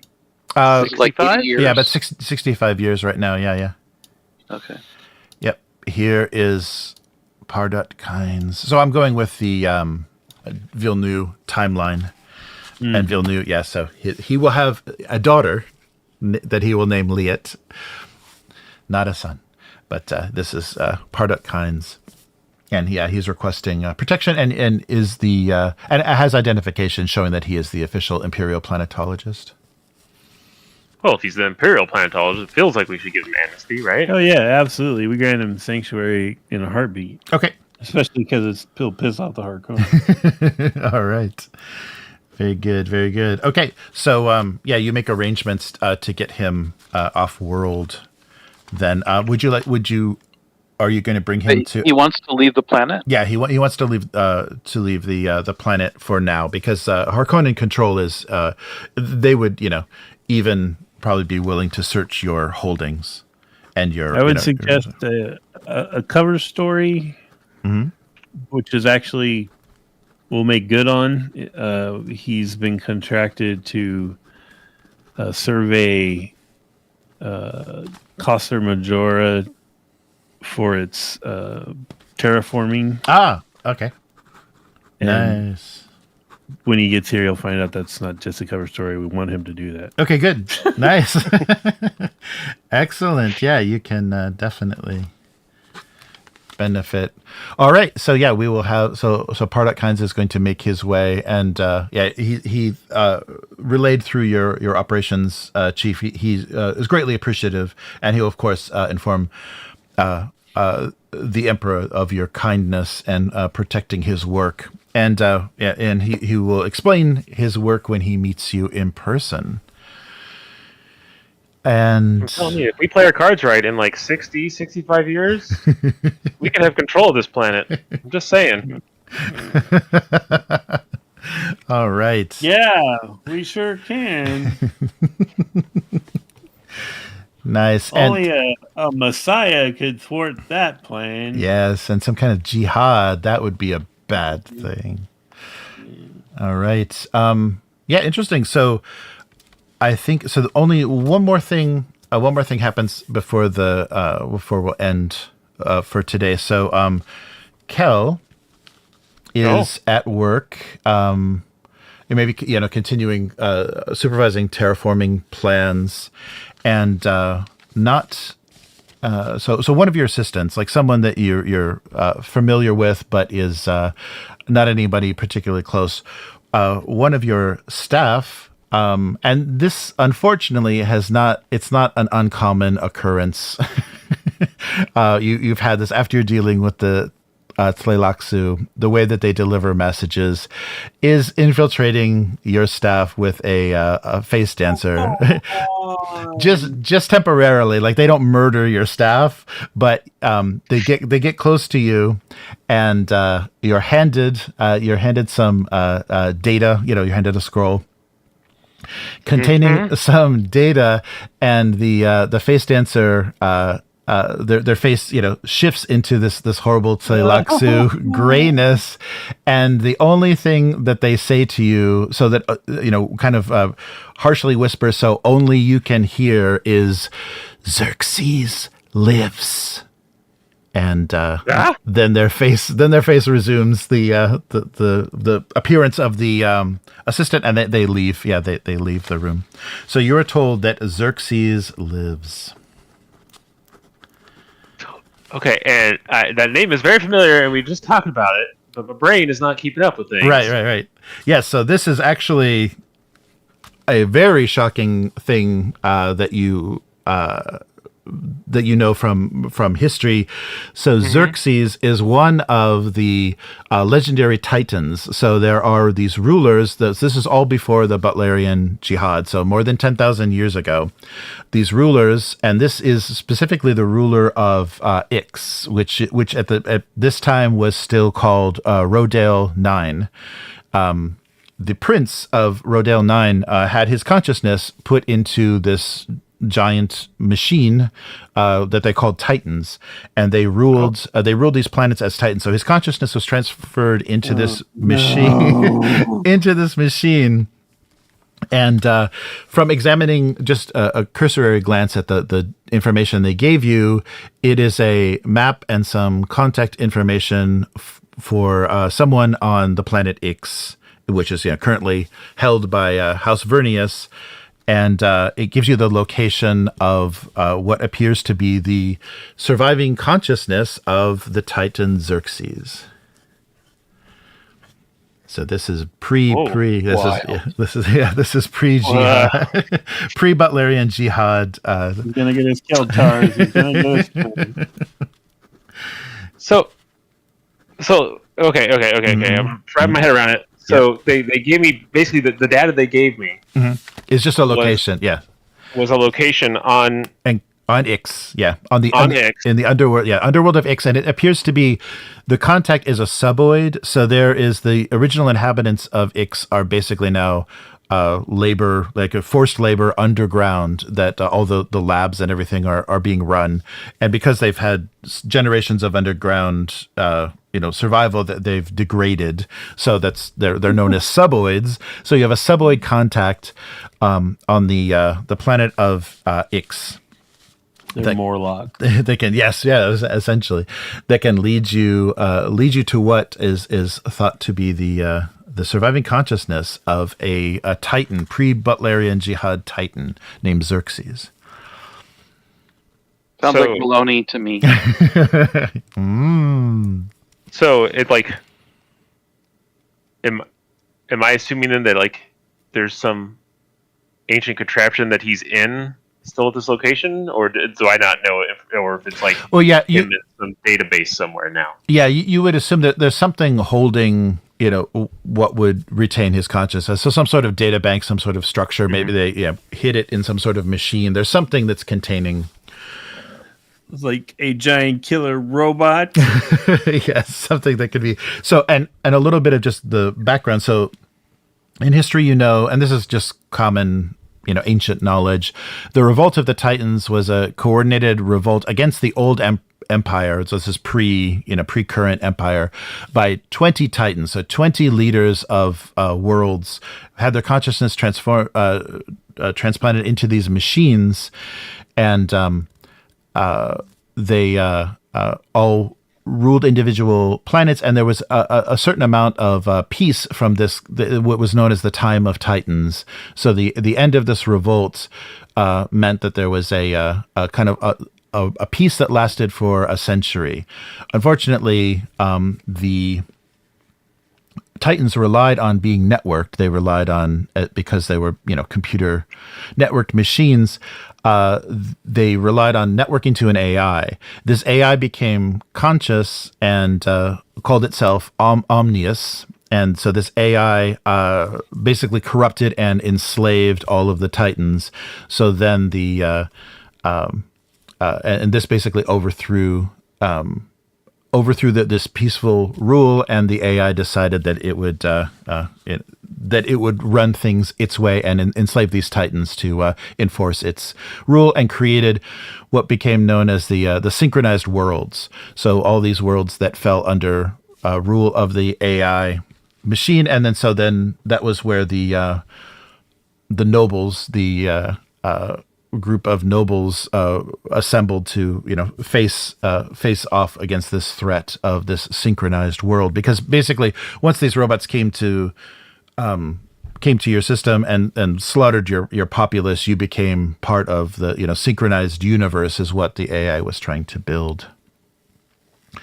Okay. So very early, a very early, strange Dune lore. Is this before thinking computers and all that stuff was? Yes, before the Great Convention. Yeah, this is. So this is like an event that happened even before that. Yes, yeah. This is 1287 BG. So before the guild, before the Guild of Navigators. Yeah, before that was even assembled. So more than 10,000 years ago. Previous, almost the same thing. in a way, like a previous AI problem. Right. That started before the okay. But the group of nobles that ended up facing off against this AI, that was the Butlerian Jihad. So yeah, that was because once the Titans weren't, peaceful, once they weren't enforcing a peace, it was against, they were facing humanity, the survival of humanity. So yeah, the Omnius created the synchronized empire. And I'm sorry, Omni was the name of the AI? Omnius, yeah, OMNIUS. So using the hacked Titans, basically. I might need some vacation time to go check this out. Oh my God. So we will find out. And I need to cash in all my vacation days, and so with your communication with the Master Gilan, the Tleilaxu, you know that Ix is very, especially the underworld with the suboids, is very heavily infiltrated by the Tleilaxu, and they're making, they like they said, they can steal data and technology from Ix kind of at will because they have a good network of infiltrators. So that's something that that they're sharing this information with you, but you also know that they're basically starting to gain control of the world that Vernius rules. At least at least in the Landsrat. If I could figure out how to put my brain in a big yeah. You have to re-roll some of your stats, but yeah. Be careful with those dice. Yeah. Oh, it wasn't successful. Okay, yeah, so we can There might be complications. Oh, that's right. There will be complications. So just for my understanding, is it believed then like they can operate without the AI, or is the AI like something assisting them that took over? Yeah, that was something that was assisting them. That was just kind of managing communications between worlds, and it ended up becoming sentient and hacking them and taking control. Yeah, figuring that it knew better and it should be making the decisions now. Yeah. So I mean, if I was to do that and become a big Titan man. And didn't use AI, I don't see how there be any problems. It seems like it's all upside on my end. Yes. The whole empire would try to destroy you. That would be only if they knew it was happening. But yes, I hear what you're saying. Yes. Yeah. So currently, and you've already met at this celebration after the liberation of Ikaz. You met the Earl Dominic Vernius. So that's to get onto the planet without secretly infiltrating the planet. That's who you would have to deal with, and but all of their manufacturing and everything is underground, and you do have a little bit of leverage because you do know of his affair with the Emperor's consort. All right. So just have to see what you guys want to do. And, there's still lots of spice adventures to... You've got a planetologist visiting soon. With glowing blue eyes. Yes, yeah, right. He's been there long enough. Yep. His eyes are blue. And thinking of a wise old admiral who had a saying, "It's a trap."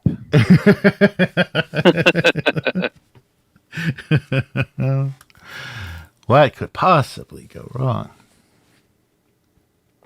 But I think Cal would actually be inclined. The Grand Palais, the palace of House Vernius, was an old fortress that survived, since the Jihad, and was rebuilt and repaired with gold.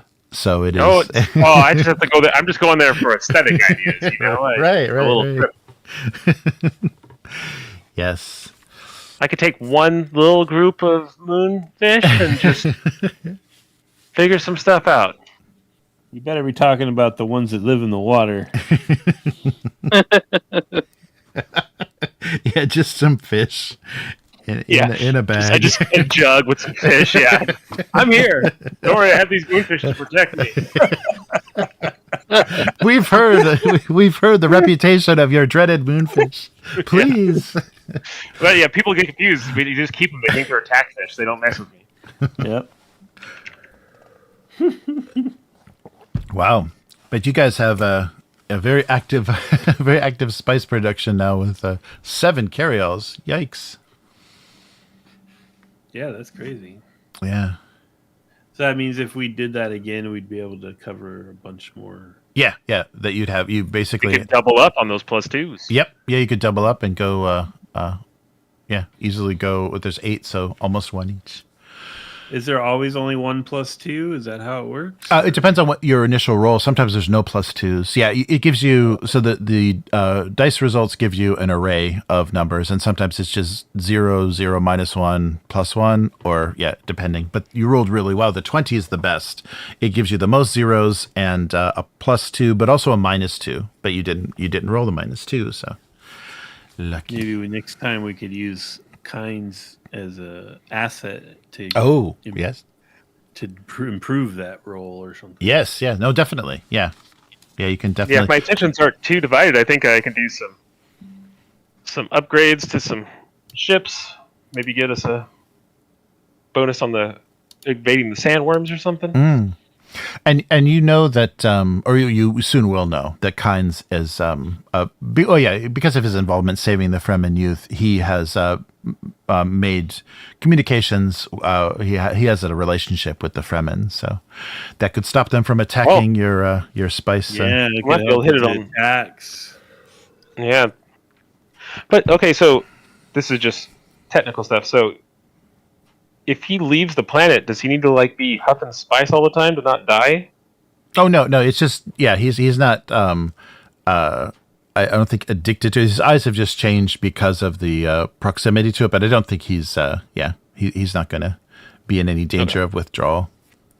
It's in the air on Arrakis, so if you're there, you're that's what I'm saying. Like I don't know how, having not read anything, I didn't know if after you're there for some period of time, if it's now you're kind of addicted to the planet. I think there's a difference between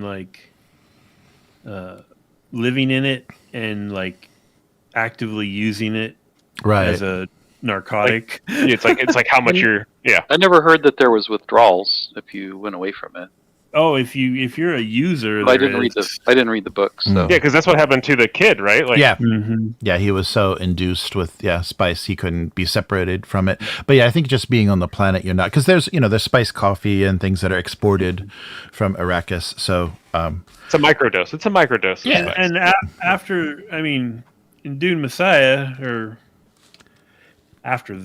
before Dune Messiah, but after Dune, all those Fremen went all over the galaxy murdering people. Right. Yeah, they didn't have withdrawals, apparently. That's true.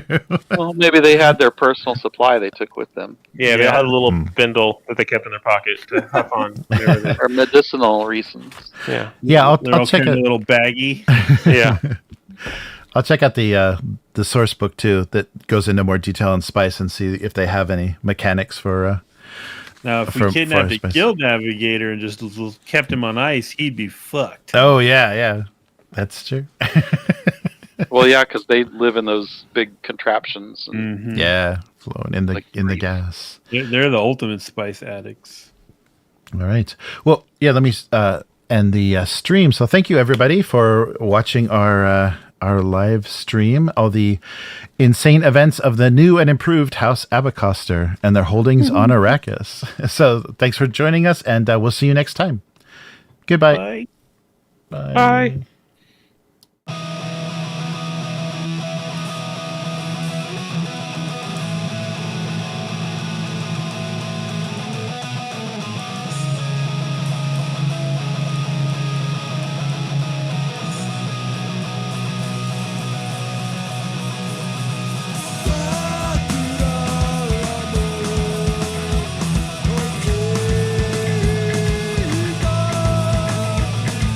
Yo